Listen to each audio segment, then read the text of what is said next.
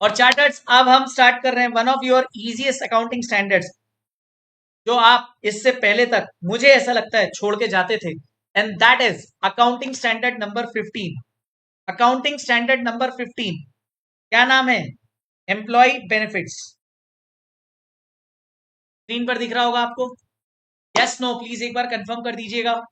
Employ benefits, yes my dear friends, let's start. देखो अगले 40 minute हम जो भी कर रहे हैं बहुत ध्यान से करना, बहुत ध्यान से समझना। ये पीडीएफ अगर सामने ओपन नहीं करके बैठे हो तो प्रॉब्लम आएगी। मेरी रिक्वेस्ट है, आप ये पीडीएफ मेरे टेलीग्राम चैनल पे ड्राइव पर डली हुई है, इमीडिएटली डाउनलोड कर लो। और जो मेरी बैच के स्टूडेंट उनकी कॉपी ही बनी होगी, जिनने तब भी कॉपी नहीं बनाई थी तो फिर थोड़ा सा प्रॉब्लम होगी, तो इसलिए पीडीएफ डाउनलोड करके रख लो। We will discuss it very thoroughly, very speedily, and will discuss all exam point of view things. Okay, चलिए लेट्स स्टार्ट। सर सबसे पहले AS15 नाम क्या है? Employ benefits. एम्प्लॉय बेनिफिट्स मतलब एम्प्लॉय को जो बेनिफिट मिल रहा है। Sir it may be in the form of salary, it may be in the form of gratuity, it may be in the form of bonus, it may be in the form of retirement benefit. Yes और no भाई? पक्का? तो sir लेकिन ये जो benefit उसको मिल रहे हैं उसके लिए वो वर्क कब कर रहा है? तो can I say employee is working here in the current year, you are getting it, and this is the balance sheet date. Sometimes he gets the benefit after reporting date. Hello, after reporting date, can I say these are the benefits which employee is getting just after the reporting date? These are nothing but short term employee benefits. These are employee benefits and these are short term employee benefits, because these are the benefits which employee is receiving from within 12 months from the reporting date. मतलब ये reporting date से 12 महीने के अंदर अंदर जो इसको benefit मिलते हैं इनको अपन बोलते हैं short term employ benefits. Sir ये आप क्यों बता रहे हो? क्योंकि हमें इस एएस में, मैंने इस एएस को अराउंड में 3 से 4 पार्ट में बांट के रखा है। 3 से 4 पार्ट। काम वो कब कर रहा है? इधर। पेमेंट उसको अगर इधर मिलती है तो that is known as short term employee benefit. Sir काम इधर ही किया, पेमेंट भी इधर ही मिल गया तो कोई दिक्कत ही नहीं, एएस की जरूरत ही नहीं थी। फिर तो नॉर्मल सैलरी की एंट्री कर दो, सैलरी वाली जनरल एंट्री मार दो, खत्म। यस और नो? बट सर कुछ बेनिफिट ऐसे हैं जो एम्प्लॉय एम्प्लॉय ने करंट ईयर में वर्क किया लेकिन जिसका बेनिफिट उसे बैलेंस शीट डेट के 12 महीने के बाद मिल रहा है। मतलब बैलेंस शीट डेट से 12 महीने के बाद मिल रहा है, मतलब कहीं यहां मिल रहा है पिंक कलर में, एंड चार्टर्ड अगर यहां मिल रहा है तो that will be known as long term employment benefits. what is this? Long term employment benefits. Am I clear? Done? पक्का? Sure? Okay sir, long term employment benefit के बाद आता है sir, long term employment benefit के बाद आता है sir कि कि एम्प्लॉय आज छोड़ रहा है जॉब। अब जैसे एम्प्लॉय छोड़ रहा है तो कहना से उसके छोड़ने पे दो रीजन हो सकते हैं। या तो उसका रिटायरमेंट हो रहा होगा, रिटायरमेंट हो रहा होगा, रिटायरमेंट हो रहा होगा, या वो वॉलेंटरी छोड़ रहा होगा। Yes no? या तो रिटायरमेंट हो रहा होगा खुद से मतलब वॉलेंटरी, खुद की स्वेच्छा से, या फिर एक्चुअल में रिटायरमेंट एज आ गई। हाँ, तो उसको बोलेंगे बेटा पोस्ट एम्प्लॉयमेंट एम्प्लॉय बेनिफिट्स। ये तीसरा पार्ट है। एंड लास्ट पार्ट टर्मिनेशन, तेरे को लात मार के निकाल लिया गया या फिर डेथ हो गई तो टर्मिनेशन बेनिफिट्स। अब ध्यान से समझना, ध्यान समझना। पहला पार्ट इस एस का शॉर्ट टर्म एम्प्लॉय बेनिफिट्स, दूसरा part long term employ benefits, तीसरा part post employment employ benefits, जिसमें हो सकता है एम्प्लॉय रिटायर हो जाए, वॉलेंटरी रिटायरमेंट हो जाए या डेथ हो जाए उसकी, या फिर चौथा टर्मिनेशन बेनिफिट्स। तो there are 4 types of employ benefits in this standard we are going to discuss.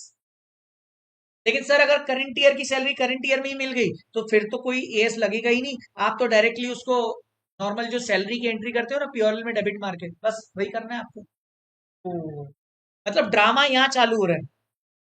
Okay, ये समझ में आया सभी बच्चों को? बहुत बढ़िया सर। This standard deals with measurement of employ benefits of current year and its corresponding liability. मतलब सर ये एएस किस पे लगता है? एंटिटी पे लगता है। एंटिटी कौन है? एम्प्लॉयर है। एंटिटी की लायबिलिटी क्या है? जिस एम्प्लॉय ने आज काम किया है ना, उसको जो आप बेनिफिट्स देने वाले हो इधर टुडे और इन द फ्यूचर, उस सबको इस एएस के हिसाब से डील करना है। Am I clear? पक्का? और साथ ही साथ recognition of employee benefit in current year. Current year में एम्प्लॉय बेनिफिट जो दिए हैं वो, plus measurement of employee benefit of current year and its corresponding liability, मतलब फ्यूचर में कितना देने वाले। Okay, who is employee? Employee is any individual who perform service for an organisation for period basis. It includes part time employee, full time employee, permanent employee, management personnel, casual worker. It does not include contract worker, article clerk, apprentice. ये समझ गए? अपन लोगों को employ नहीं मानते, है ना? Outsourcing के केस में चेक कर लेना कि कॉन्ट्रैक्ट फॉर सर्विस है, कॉन्ट्रैक्ट ऑफ सर्विस है, कॉन्ट्रैक्ट फॉर सर्विस है। सर कॉन्ट्रैक्ट ऑफ सर्विस है तो उस केस में आपको एम्प्लॉय मान लिया जाएगा, बट कॉन्ट्रैक्ट फॉर सर्विस में आपको एम्प्लॉय नहीं माना जाएगा, बिकॉज यहाँ पे आपका कॉन्ट्रैक्ट एक थर्ड पार्टी से, वो थर्ड पार्टी आपके यहाँ पे एम्प्लॉय को भेज रही है और सैलरी वगैरह सारा हेडिंग उस थर्ड पार्टी का है। तो contract for service is not covered, but contract of service is covered. आप आराम से इसको रीड कर लेना, ये थियोरेटिकल डिस्कशन है, फटाफट से ऊपर लेके जा, एग्जाम पॉइंट से अपन डिस्कस करेंगे। ठीक है, हैशटैग 1 और 2 में कोई दिक्कत यहां तक नहीं? सर अब आते हैं what is employee benefit. Sir any consideration paid और पेबल टू एम्प्लॉय डायरेक्टली और इनडायरेक्टली। कोई भी कंसिडरेशन या तो पे करेंगे या फिर पेबल करेंगे एम्प्लॉय को इन फ्यूचर, वेदर डायरेक्टली और इनडायरेक्टली।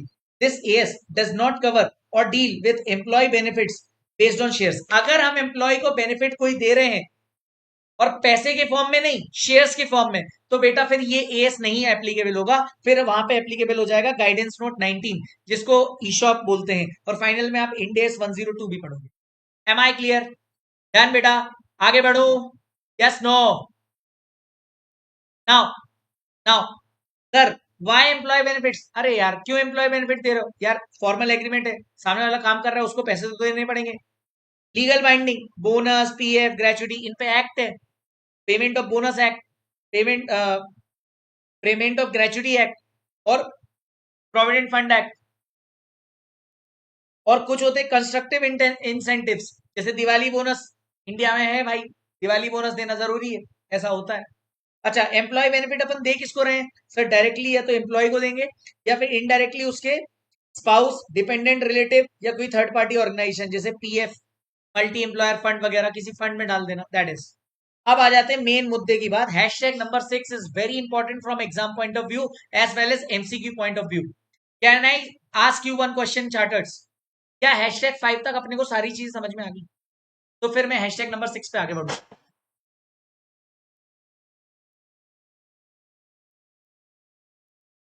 डन, ग्रेट यार, great. Sir types of employ benefits, can I see? ये मैंने ऊपर ही शुरुआत में बता दिया था आपको कि there are 4 types of employ benefits: short term, long term, post employment and termination. ठीक है, ध्यान से समझना। What do you mean by the term called as short term employment?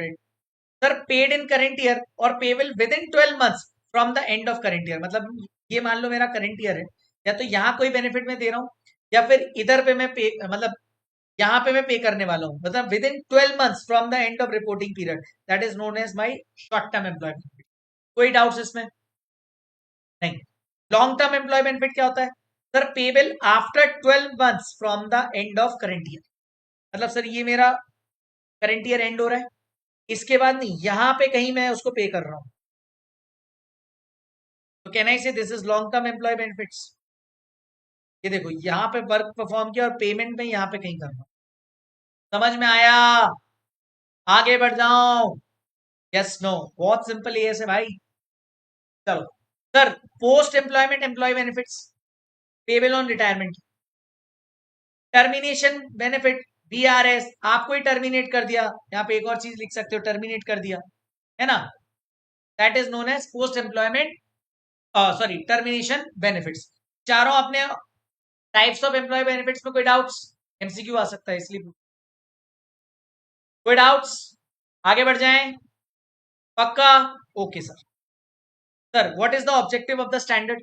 Sir objective of the standard अपने को पता करना है, तो भैया to measure and recognise those employ benefits which accrued in current year, work performed in current year and its corresponding liability. ये अपन ने पहले भी मैंने ऊपर डिस्कस किया था कि इस एस में अपन क्या बात करने वाले हैं। तो सिंपल सी बात है, अगर मैं एम्प्लॉयर हूं एच डी लिमिटेड और आप मेरे एम्प्लॉय हो, मैं अगर आपको कोई एम्प्लॉय बेनिफिट दे रहा हूं तो मेरी बुक्स में एंट्री क्या आएगी? सैलरी दी या कुछ भी दिया, employee benefit expense account debit to cash या तो to bank.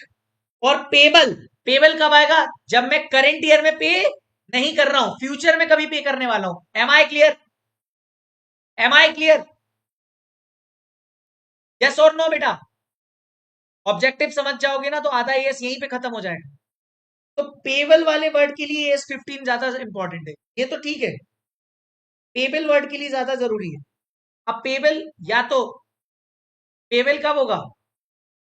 Payable by entity in current year. Payable तो इसी साल है, लेकिन आपने पे किया क्या? नहीं, पे इन फ्यूचर, तो आउटस्टैंडिंग हो गई। Can I say this is nothing but the liability of the employer, liability of the employer to pay it in the future. Yes no? Yes sir. अब देखो, या तो पे कर देंगे by paid by entity in current year, अगर current year में ही पे कर दिया तो कोई प्रॉब्लम ही नहीं है ना।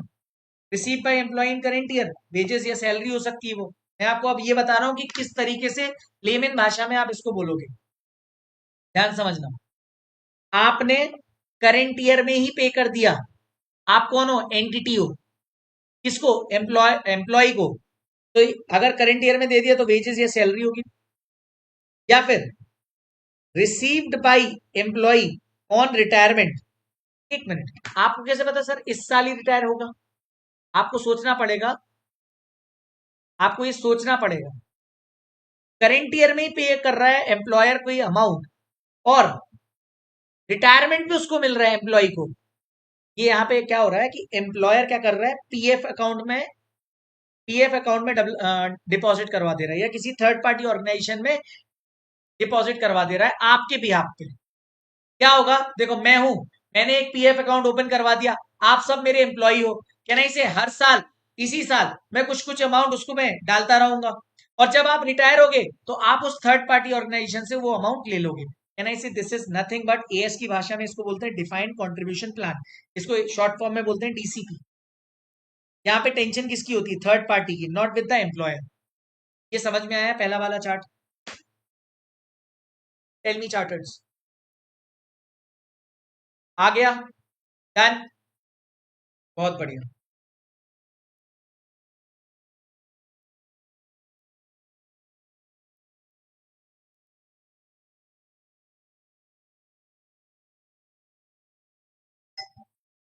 आ गया समझ में ना? बहुत बढ़िया। चलो sir, payable by entity in current year मतलब पेबल बाई एंटिटी क्या पे कर दिया है या पे करना बाकी है? पेबल बाई एंटिटी पे कर दिया है या पे करना बाकी है? बाकी है, ठीक है। अच्छा, receive by employ in next year. अगर receive by employ in next year, तो ये आपने सुना होगा ना, आपको 31 मार्च को पे करना था। मार्च की सैलरी नेक्स्ट ईयर अप्रैल में जाती है, यस और नो? हाँ, तो ये वही है, outstanding salary, bonus, profit sharing, ये सब कब पता चलेगा? 31 मार्च के बाद। अब उसने काम तो पूरे साल कर दिया, आप दे कब रहे हो उसको लास्ट में? सर एक और चीज होती है लीव एनकैशमेंट, हाँ ये इंपॉर्टेंट है, इसको अपने को अच्छे से पढ़ना है, इसकी अकाउंटिंग समझनी पड़ेगी। बाकी चीजों की अकाउंटिंग तो बहुत आसान है कि एक एंट्री पास करी और हो गया, बट लीव एनकैशमेंट, टीसीपी, और अभी एक और आ रहा है payable by entity in current year, receive by employee beyond 12 months from the end of current year. मतलब पेंशन, ग्रेचुटी, डिसेबिलिटी बोनस, मतलब बोनस, ग्रेचुटी, पेंशन, ये सारी की सारी चीजें कब रिसीव हो रही हैं? After 12 months, after 12 months from the end of current year. मतलब करंट ईयर खत्म कब हो रहा था?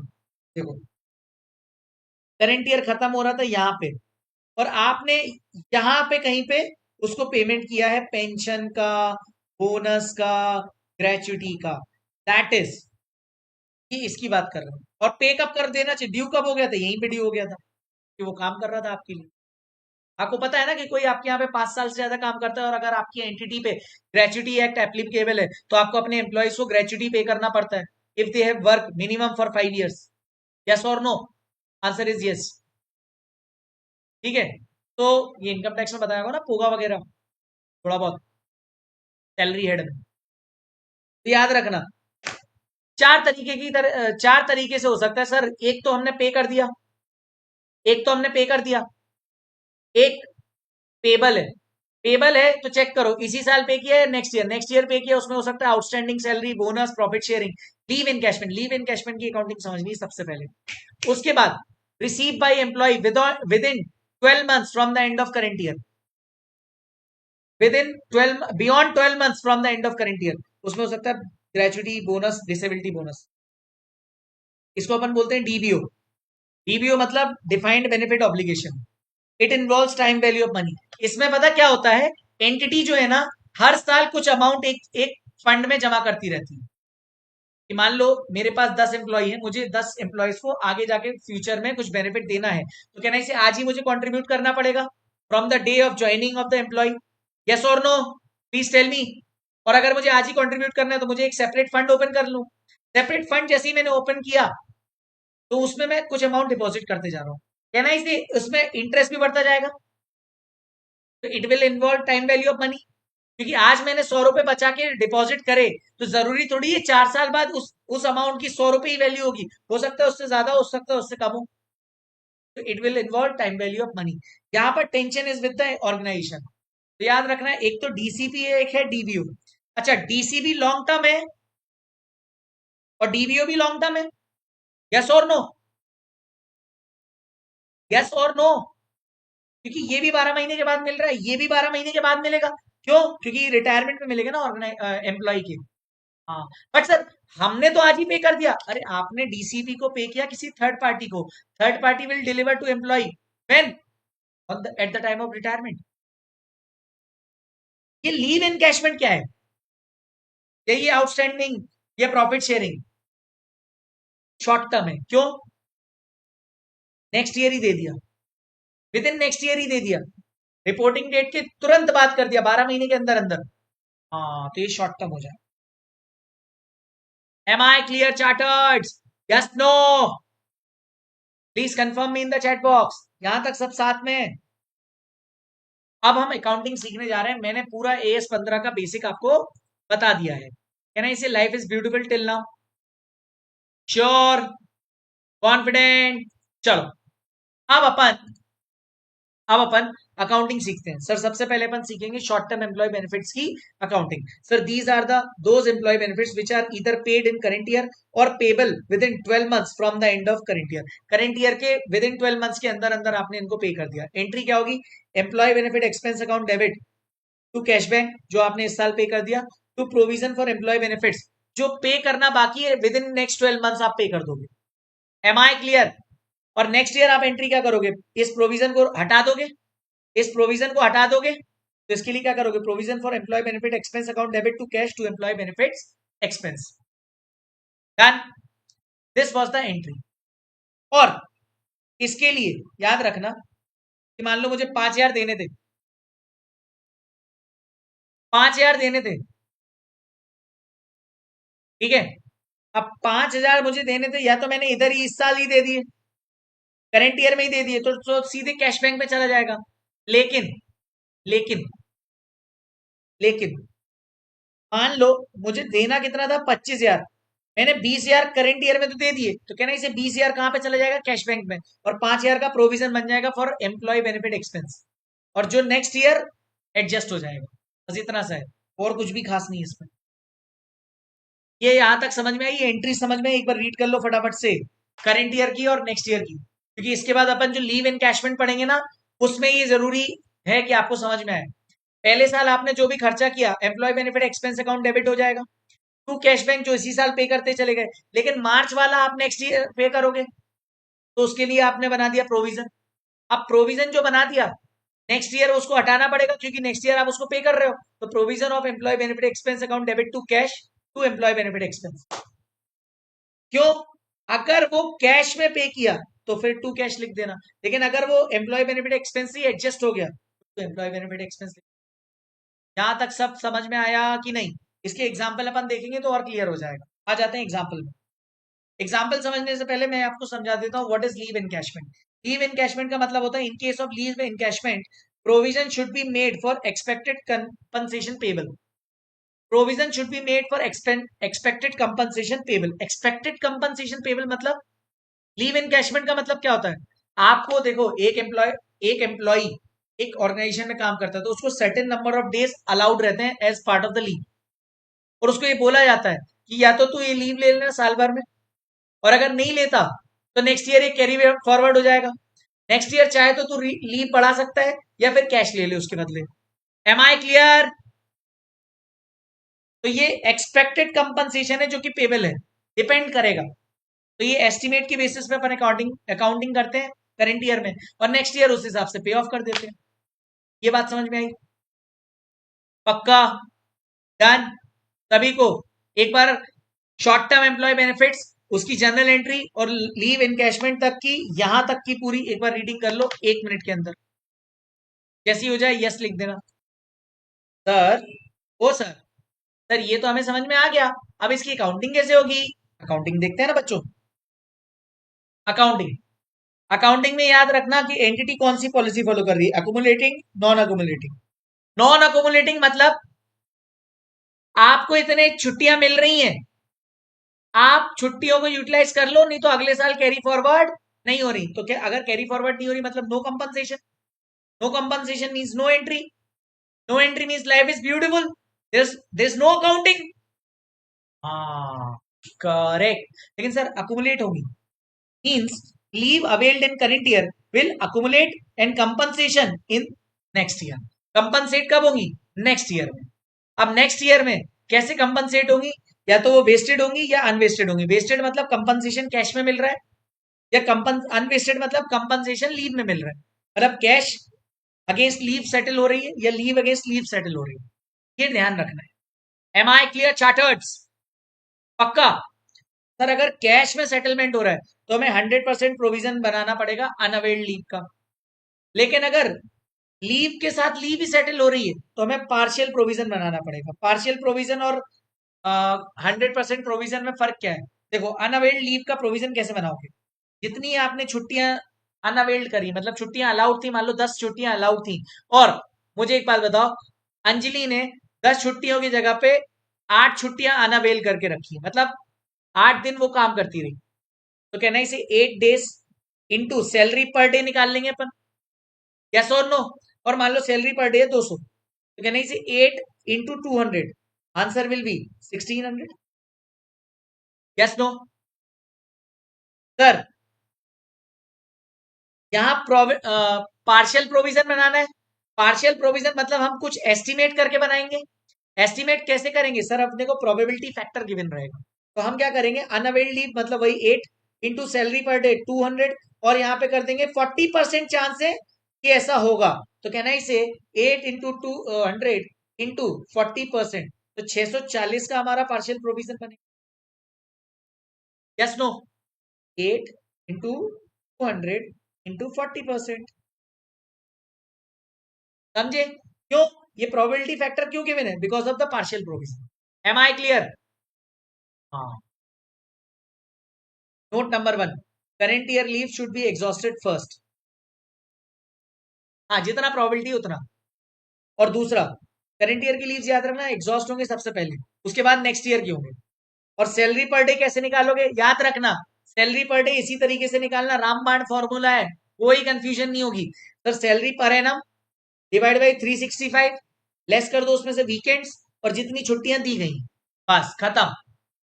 खत्म, फिनिश, गया, गुड बाय। आ जाएगा आपका सैलरी पर डे। डेढ़ अकल मत लगा के आ जाना, एग्जाम है अब। एग्जाम्पल 1, लीव ग्रांट करी 20 दिन, लीव टेकन है 5 दिन, कहना इसे लीव अनअवेल्ड बता सकते हो आप? हाँ, 20 दिन की लीव अलाउड थी, 15 दिन लीव ली, तो कहना इसे 5 दिन unavailed. Salary per day ₹1। Case 1, vested condition. Vested मतलब कैश दिया, कैश दिया लीव के बदले में। तो मुझे बताओ पहले, करंट ईयर में एंट्री क्या होगी? करंट ईयर में तो पूरे दिन काम किया वो। हेलो, करंट ईयर में तो पूरे दिन काम किया। नहीं सर, करंट ईयर में 20 दिन की छुट्टी ग्रांट की थी ना। अरे छुट्टी ग्रांट की है ऑर्गेनाइजेशन ने, इसका मतलब वो पेड लीव्स थी। Employee benefit expense account debit to cash bank, ₹1 per day, तो 365। मुझे एक बात बताओ, वेस्टेड है मतलब कैश में पेमेंट हो रहा है। कैश में अगर पेमेंट हो रहा है तो कहना इसे employee benefit expense account debit to provision.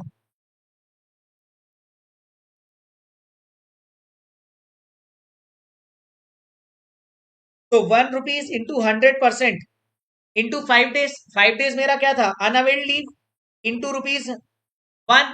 और मुझे बताओ यहाँ 100% प्रोविजन बनेगा कैश में, वेस्टेड में 100%, तो 5।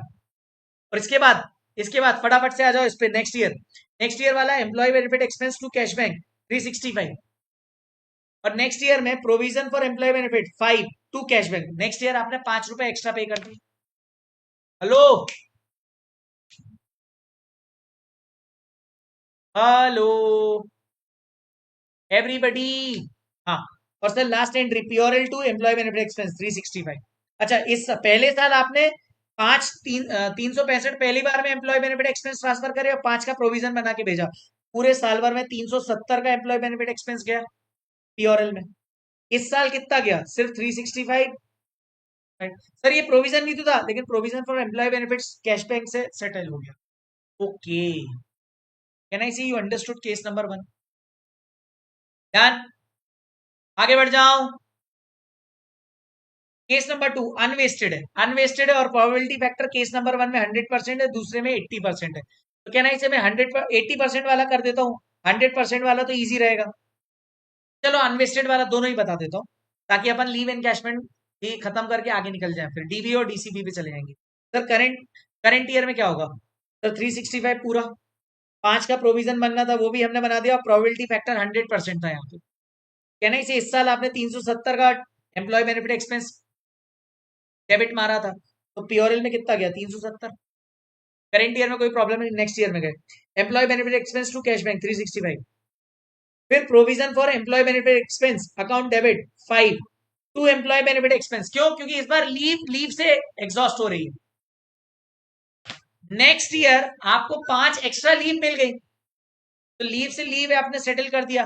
अब मुझे एक बात बताओ, 365 की आपकी सैलरी डेबिट हुई थी और 5 आपको प्रोविजन से सेट ऑफ हो गया, कहना इसे पूरा पीओरएल पे तो 360 ही गया ना। हाँ, डेबिट 365, क्रेडिट 5, कहना इसे अगेन क्रेडिट 360 होगा, पीओरएल में 360 जाएगा। आगे बढ़ो, डन। चलो सर, अगर 80% हुआ तो बस याद रखना यहाँ पे 80% आप इंटू कर दोगे तो 4 का प्रोविजन बनेगा। 5 दिन इंटू ₹1 इंटू प्रोबेबिलिटी फैक्टर 80%, कहना इसे 365 प्लस 4 369 ही पीओरएल में जाएगा। हाँ, ओके।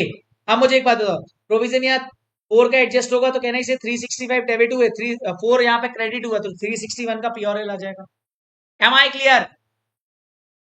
डन, बस। सेम एग्जाम्पल 2 3 4 ऐसे गिवन थे। एग्जाम्पल 2 में क्या था, आपको 15 दिन की लीव्स अलाउ थे, अवेल आपने 3 करे, तो अनअवेल्ड कितने हो गए, 12। Salary 1000 per day, employee can take leave next year for unavailed leaves in current year, it is 50% probable that will avail the accumulated leave. तो एग्जाम्पल नंबर 2, मुझे बताओ प्रोविजन कितने का बनाओगे, 50% का। तो डायरेक्ट एंट्री में थर्ड वाली करूं, प्रोविजन वाली, employee benefit expense account debit to provision 1000 into 12 days into 50%। और नेक्स्ट ईयर ये, क्योंकि मुझे बताओ प्रोबेबिलिटी फैक्टर गिवन था, तो ये अनवेस्टेड वाला केस है, तो provision account debit to employ benefit expense हो जाएगा। क्वेश्चन 2 समझ में आया कि नहीं? मैंने पूरी एंट्री नहीं कराई, मैंने सिर्फ वो प्रोविजन वाली एंट्री कराई। आया कि नहीं? जल्दी बोलो।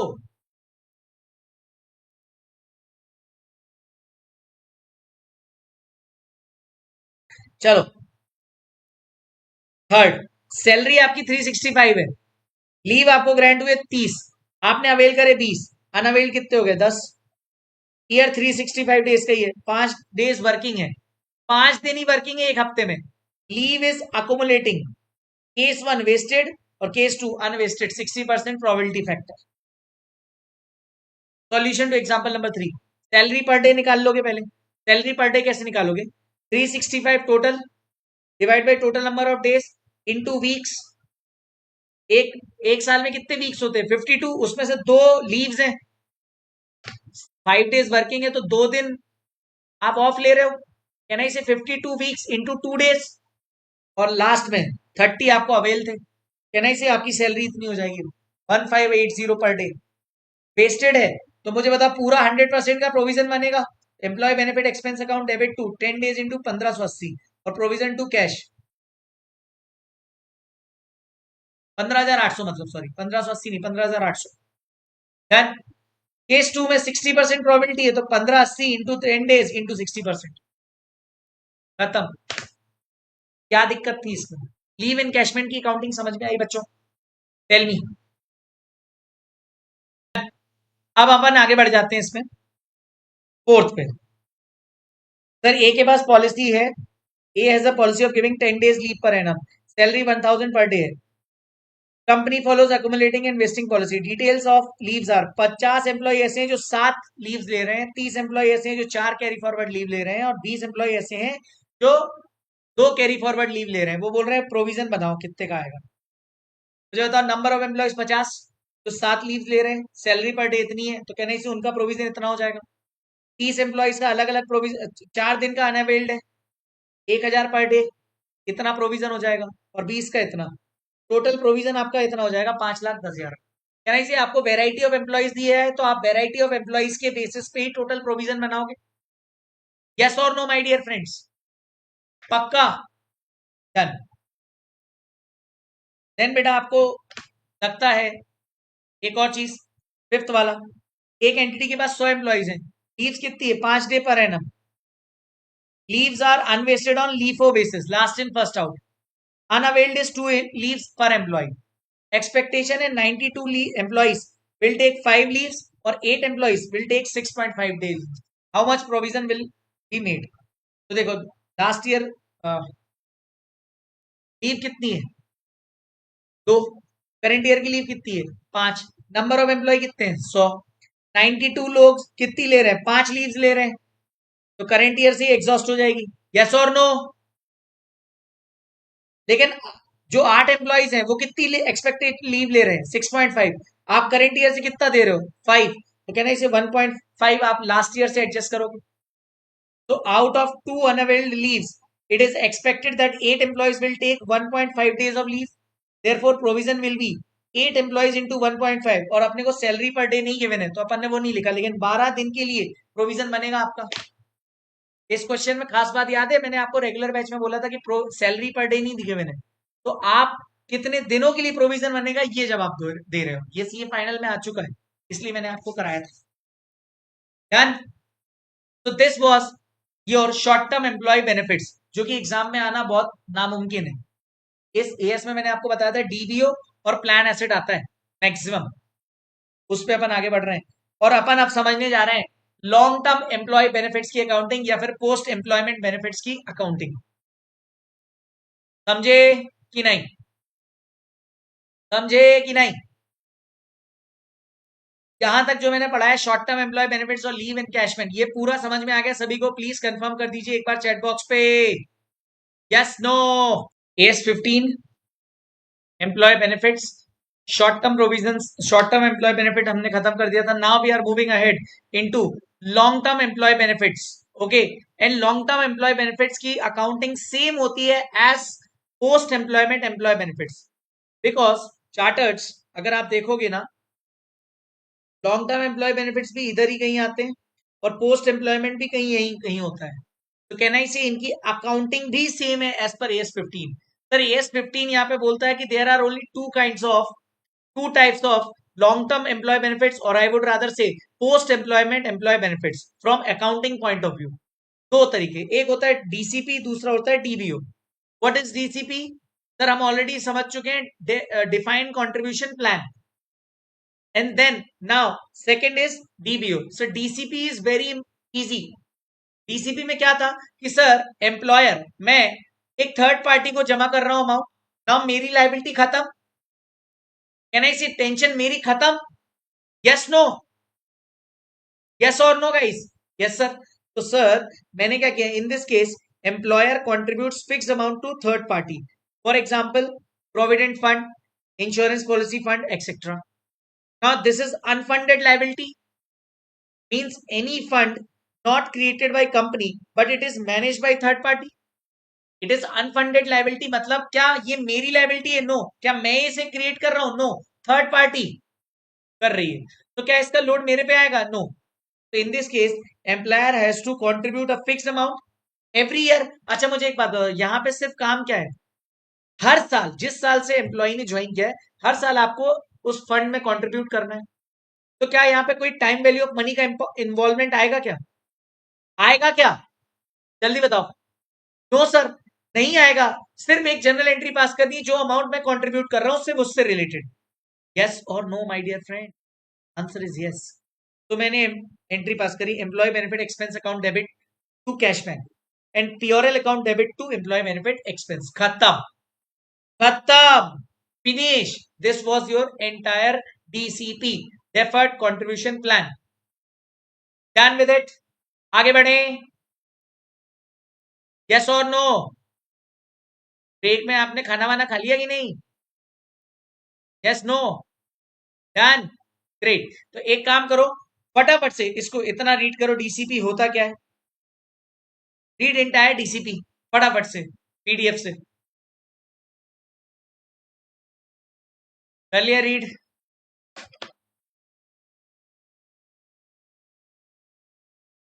सर यही बाकी रह गया था सुनने को। डन, पढ़ लिया? हाँ मैंने मतलब पूछा यार खाना वाना खा लिया कि नहीं सबने? बढ़िया, बहुत बढ़िया।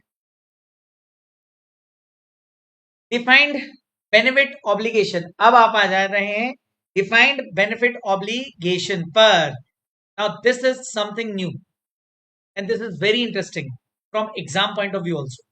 सर डीबीओ, जैसे ही डीबीओ खत्म होगा we will enter into plan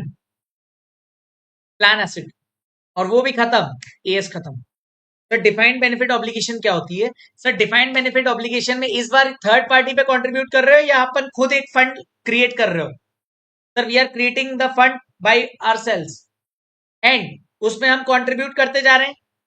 कहना ही से मुझे पेमेंट बाद में करना है, पेमेंट बाद में करना है, so it will involve time value of money, yes और no?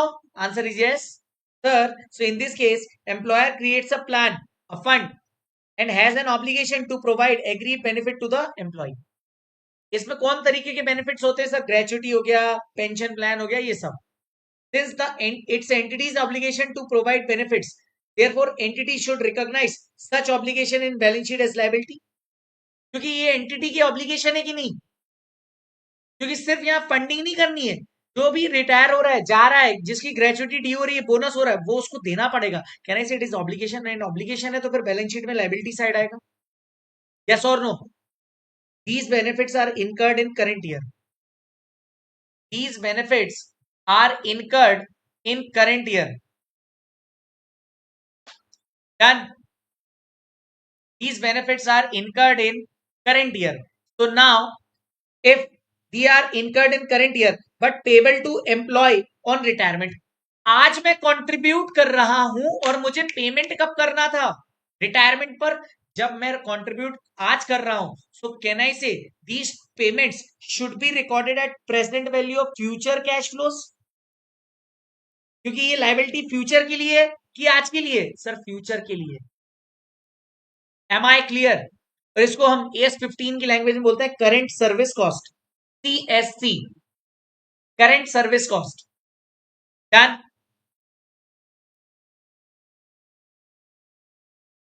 Okay sir, so it is known as current service cost. क्या होती है current service cost? Present value of future cash flows और future liability. This CSC would unbound every year with interest. अब चूंकि आज आप उसको प्रेजेंट वैल्यू पे रिकॉर्ड कर रहे हो, कहना इसे हर साल उसकी अनबाउंडिंग होगी विद इंटरेस्ट। जब वो इंटरेस्ट और सीएससी मिला के डीबीओ बन जाएगा, मेरा टोटल फंड बन जाएगा जिसका मैं पेमेंट करता रहूंगा। यस और no?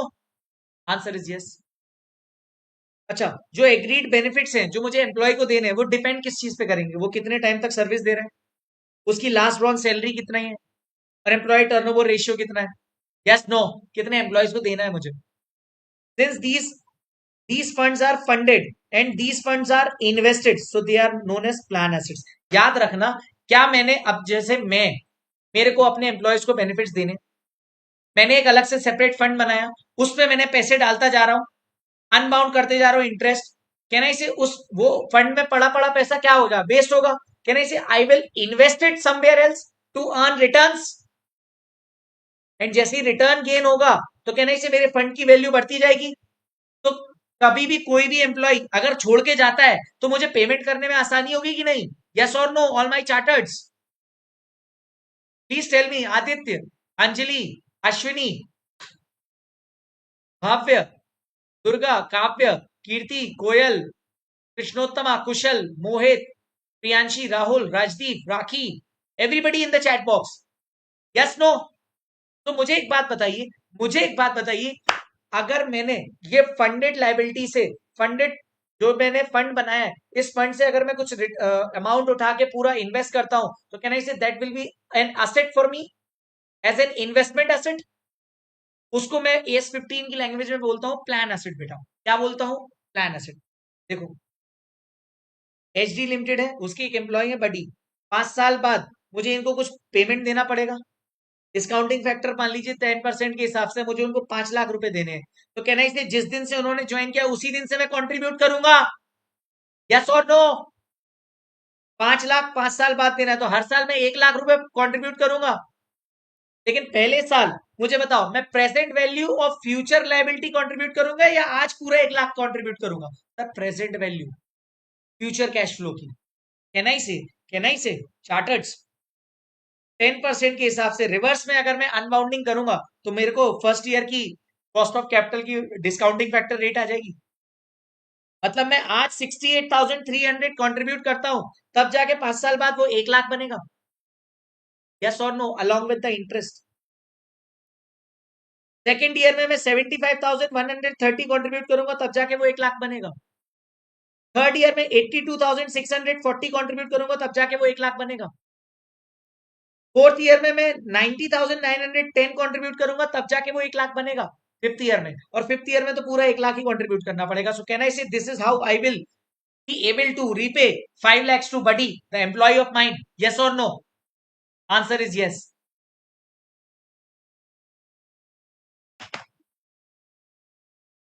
Okay, please read this entire DBO वाला, यहां तक जो मैंने आपको बताया पूरा रीड कीजिए। I am giving you guys 2 minutes। Yes? नहीं, आज अपन खत्म करेंगे, मेरा पूरा एस खत्म करके जाएंगे। Done with it? रीड कर लिया? 1 मिनट और दूं? यस? ओके, चलो। तो सर ये बैलेंस शीट में कुछ ऐसे दिखेगा। ईयर 1 के एंड पे देखना, ध्यान से समझना बेटा। ईयर 1 के एंड पे आपके पीओरएल पे दिखेगा 2 CSC 68,300, एंड बैलेंस शीट पे दिखेगा PVDVO 68,300 लाइबिलिटी साइड। ठीक है? तो अब जैसे ही मैंने आपको इतना समझा दिया कि डीबीओ डिफाइंड बेनिफिट ऑब्लिगेशन में हम एक फंड क्रिएट करते हैं और उस फंड में हर साल कंट्रीब्यूट करते हैं, और इन्फ्लेशन के हिसाब से उसको रिकॉर्ड करते हैं present value of future cash flows के बेसिस पे, और उस फंड में जो अमाउंट इन्वेस्ट करते हैं उसको वो फंड में जो अमाउंट कंट्रीब्यूट करते हैं उस अमाउंट को हम इन्वेस्ट कर देते हैं इनटू प्लान एसेट। तो कहने से अब मुझे दो चीजों की अकाउंटिंग सीखनी है बेटा। एक तो डीबीओ की, defined benefit obligation that is liability, and दूसरा प्लान एसेट। तो पार्ट नंबर 1 में आ जाते हैं। पार्ट नंबर 1 में हम जा रहे हैं डीबीओ को सीखने। सर डीबीओ को सीखने के लिए अपने को 4 चीजें समझनी पड़ेंगी। 4 चीजें क्या है बेटा? सबसे पहला, basic understanding of project unit credit manager और मेथड, आई वुड रादर से मेथड। पीयूसीएम, पीयूसीएम को समझना पड़ेगा। देन अपने को समझना है कि अगर एक्चुरियल के एजम्पशंस चेंज हो गए तो उसमें उसका इंपैक्ट क्या होगा। सर अगर कुछ डीबीओ में मॉडिफिकेशन हुआ तो उसमें क्या होगा, और कोई कर्टेलमेंट हुआ तो उसमें क्या होगा। ठीक है? Am I clear? तो ये 4 पार्ट्स में अपने को डीबीओ समाप्त करना है. First we will understand PUCM. What is PUCM? हम एक एग्जांपल देखेंगे, इस एग्जांपल से समझ के हम पीयूसीएम को पूरा खत्म करेंगे और फिर क्वेश्चंस देख लेंगे. सर एचडी लिमिटेड ने डीबीओ प्लान बनाया, payable after 6 years of service. कितने साल की सर्विस के बाद? 6 साल की सर्विस के बाद वो पे करेगा. Now amount of bonus will be 30% of the salary last drawn for each completed year of service. Salary at year 0, day 1 is rupees 40,000 per annum. Escalation rate आपका 8% है on first day of the each year and discounting factor 10% है बेटा. ध्यान रखना, आप day 1 first year पे आपको कितनी सैलरी मिल रही है? 40,000. सेकेंड ईयर से ऑनवर्ड्स आपको 8% से बढ़ती जाएगी. बढ़ती जाएगी कि नहीं? यस और no? Answer is yes. Sir इसके अलावा आप उसमें से 30% लास्ट ड्रॉन सैलरी का पे कर रहे हो on each completed year of service. तो स्टेप नंबर 1 में मुझे सैलरी लास्ट ड्रॉन कैलकुलेट करनी. नाउ सैलरी लास्ट ड्रॉन कैसे कैलकुलेट करूंगा? मैं क्या करूंगा, देखो हर ईयर एंड पर मुझे हर ईयर एंड पर मुझे क्या करना है? 8% से इंक्रीमेंट डाल देना है, 8% से मेरी सैलरी बढ़ा देना है. कैन आई से 40,000 मेरी फर्स्ट ईयर एंड पे है, तो क्या मुझे फर्स्ट ईयर पे कुछ मिलेगा बोनस? नहीं, हर ईयर एंड पे मतलब उसके बाद वाले पे मिलेगा ना, फर्स्ट ईयर में थोड़ी बोनस मिलता है. तो सेकंड ईयर ऑनवर्ड्स मतलब मुझे बताओ 6 साल की अगर सर्विस है तो मुझे बोनस कितने साल मिलेगा? 5 बार ही मिलेगा. तो मैं तो आपको सबसे सिंपल तरीका बोलूंगा, 40,000 इंटू 1.08 1.08 1.08 1.08 1.08 5 टाइम्स इंटू कर दो इससे, तो आपकी आ जाएगी ये सैलरी लास्ट ड्रॉन. ये कितने लोगों को समझ में आया? डन? सबको done done done done done. Great. Sir step number 2, मुझे अमाउंट कितना पे करना है? अमाउंट मुझे किसका पे करना है? बोनस का. 6% for each completed years of service. Sorry 30% for each completed years of service. मतलब 6 साल मैंने सर्विस दी, 30% उसका लास्ट राउंड सैलरी का. यस और नो? तो ये जो अमाउंट है ये कुछ और नहीं, ये मुझे कंट्रीब्यूट करके पे करना है. जब मुझे ये अमाउंट पे करना है तो can I say this is my total DBO, total defined benefit obligation divide by 6. तो कहना इसे मेरा आ जाएगा एनुअल डीबीओ. हर साल मुझे कितना कंट्रीब्यूट करना है? 17,632 रुपए. तब जाके मैं 1,05,792 रुपए उसको पे ऑफ कर पाऊंगा. Yes no? तो याद रखना स्टेप नंबर 1 में मुझे डीबीओ निकालना है. डीबीओ निकालने के लिए मुझे 3 चीजें चाहिए रहेंगी. पहला सैलरी लास्ट ड्रॉन, दूसरा amount of DBO. Amount of DBO मतलब या तो मैं बोनस दे रहा हूँ, ग्रेचुटी दे रहा हूँ, पेंशन दे रहा हूँ, कुछ तो दे रहा हूँ, तो वो उसको अपन डीबीओ बोल देंगे एस की लैंग्वेज में. और उसको डिवाइड कर देंगे number of number of number of years पे. नंबर ऑफ ईयर्स में अगर अपन डिवाइड कर देंगे जितने साल की सर्विस थी तो अपना एनुअल डीबीओ आ जाएगा. नंबर ऑफ ईयर्स से क्यों डिवाइड कर रहे हैं? क्योंकि हमें कितना कंट्रीब्यूट करना है, कितने सालों तक कंट्रीब्यूट. यहां तक समझ में आ गया? पक्का? डन? ग्रेट. सर इसके बाद मुझे सीएससी की कैलकुलेशन करनी है, current service cost. Current service cost क्या होती है बेटा? हर साल में कितना कंट्रीब्यूट कर रहा हूं. कहना इसे हर साल में 17,632 रुपए कंट्रीब्यूट कर रहा हूं, 6 साल तक करूंगा. लास्ट ईयर इसका टाइम वैल्यू ऑफ मनी के हिसाब से 1 रुपए ही होगा. यस और नो? यस और नो मेरे दोस्त? सर और रिवर्स में अपन 10% के हिसाब से इसकी डिस्काउंटिंग करते जाएंगे. तो कहना इसे मेरे पास टोटल आ जाएगा CSC. Now this is my total CSC. हर साल का सीएससी कितना आ गया? मतलब मैं हर साल अपने फंड में ईयर 1 में इतना डाल रहा हूँ, ईयर 2 में इतना डाल रहा हूँ, ईयर 3 में इतना डाल रहा हूँ, ईयर 4 में इतना डाल रहा हूँ, ईयर 5 में इतना डाल रहा हूँ, ईयर 6 में इतना डाल रहा हूँ. अब मैं लाइबिलिटी शीट बना रहा हूँ कि जो मुझे पे करना है. मुझे बताओ ईयर 1 में मैंने कितना कंट्रीब्यूट किया? 10,948. ये मेरा क्लोजिंग बैलेंस भी होगा क्योंकि इस साल में कोई इंटरेस्ट नहीं कमाने वाला, ये तो फर्स्ट टाइम पे कर रहा हूं. यस और नो? यस. दोस्तों मैंने आपको क्या बताया कि जब हम लाइबिलिटी शीट ऑफ डीबीओ बना रहे हैं तो मैंने फर्स्ट ईयर में मुझे इतना कंट्रीब्यूट करना था बच्चों. ये डे 1 है तो ये मेरा डे 1 पे क्लोजिंग बैलेंस सेम ही रहेगा. But next year can I say this is my opening balance. Yes और नो? और इस अमाउंट पर इंटरेस्ट अनबाउंड होगा. 10% से, तो मुझे बताओ 10,0948 का 10% निकाल लो तो 1095 आ जाएगा रफली। इन दोनों को ऐड किया और इस साल मैंने वापस से कंट्रीब्यूट किया 12043। इन तीनों को मैंने ऐड किया तो कहना इसी मेरा क्लोजिंग बैलेंस ये आ गया 24086। अगेन 24086 को मैंने ओपनिंग बैलेंस किया, अब ये 24086 अनबाउंड होगा 10% से, इंटरेस्ट इस पे ऐड बैक होगा। और सर इस साल मैंने सीएससी करेंट सर्विस कॉस्ट में 132,247 कंट्रीब्यूट किया है, कहना इसे my closing balance will be 39,741। Yes no my dear friends, please confirm. पक्का? यहां तक सबको क्लियर? फिर again same, opening plus interest plus current CST then closing, then ये वापस इधर आया, ये ओपनिंग, इस पे 10%, फिर ये 10% और फिर ये क्लोजिंग, फिर ये वापस। अब लास्ट ईयर में ध्यान रखना दोस्तों, लास्ट ईयर में ध्यान रखना, ये 80145 जो आ गया है ना, ये हमारा ओपनिंग है, ये हमारा ओपनिंग है। अब इंटरेस्ट मत निकालना, अब आप लास्ट रॉन एनुअल डीबीओ देखना, आपका ये दिया है 17632, इसको लिख देना।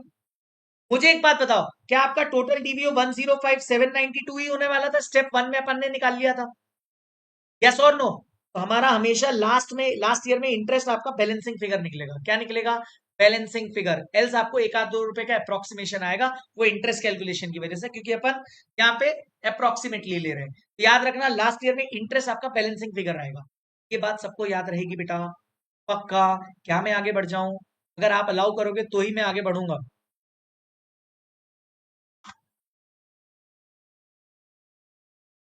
आगे बढ़े, बोलो। अब जर्नल एंट्री करनी है। जर्नल एंट्री ऐसे मत करके आ जाना एग्जाम में, ऐसे मत करके आ जाना। पहले साल मुझे बताओ कंट्रीब्यूशन कितना कर रहे हो? 10948, तो आपकी एंट्री क्या हो जाएगी? सीएससी अकाउंट डेबिट टू पीवीडीवीओ, क्योंकि पीवीडीवीओ आपकी लाइबिलिटी है वो बढ़ रही है बाई मेकिंग कंट्रीब्यूशन। कंट्रीब्यूशन को क्या बोलते हैं अपन? CST. CST is an expense, so expense account debit to liability, liability should be credited, expense should be debited, तो हमारा CST account debit to PVDVO आ गया।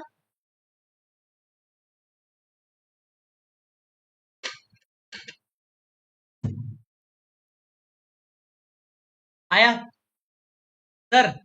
यही सीएससी प्योरल में डेबिट मार दो, ऐसे ही। फिर ये हो गया ईयर 1 पे, फिर ईयर 2 पे कैसे आएगा? CSC account debit, interest account debit to PVDVO, इस साल से इंटरेस्ट भी आ जाएगा, यस और नो?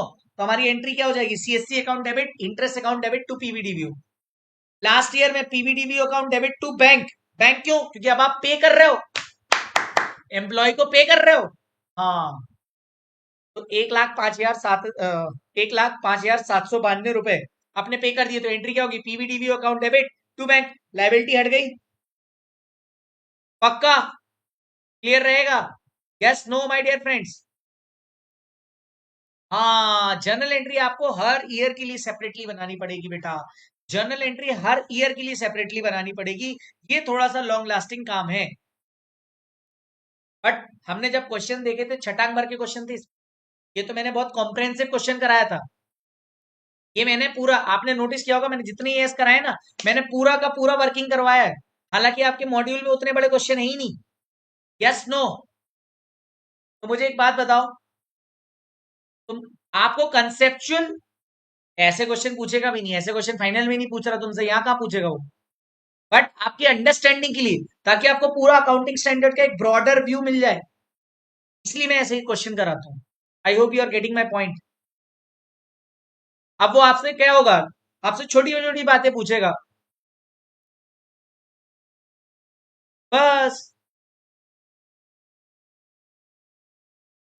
सेकेंड ईयर के बाद वाली पीओरएल में नहीं जाएंगी? जाएंगी बेटा, इनका भी सेम ट्रीटमेंट कर देना, पीओरएल अकाउंट डेबिट से कर देना टू सीएससी टू इंटरेस्ट, क्योंकि बेटा 100 बात की एक बात, कोई भी चीज खर्चा है तो वो स्टेटमेंट ऑफ पीओरएल में ही जाती है। हाँ, it's a it's a basic thing. हाँ, स्टेप नंबर 6 में हम पीबीडीबीओ का लेजर बना देंगे।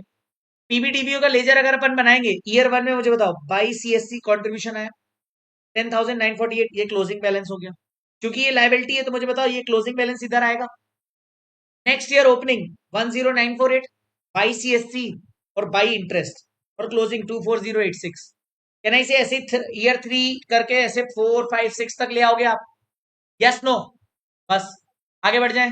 एग्जाम्पल नंबर 8 पे आ जाते हैं बेटा। एग्जाम्पल नंबर 8 में 7 में किसी को कोई प्रॉब्लम तो नहीं है? आगे बढ़ रहा हूं मैं। प्रेजेंट सैलरी आपकी 10,000 पर एनम है। एक्सपेक्टेड इंक्रीमेंट है 10,000 10% पर एनम। ग्रेचुटी प्रोमिस्ड है 2% of final salary for each year of service. ठीक है।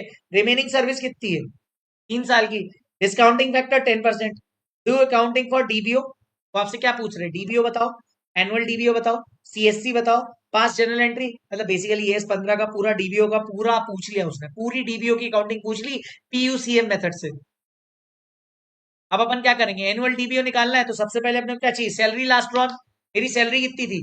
10,000 इंटू कितने कंप्लीटेड ईयर्स ऑफ सर्विस है?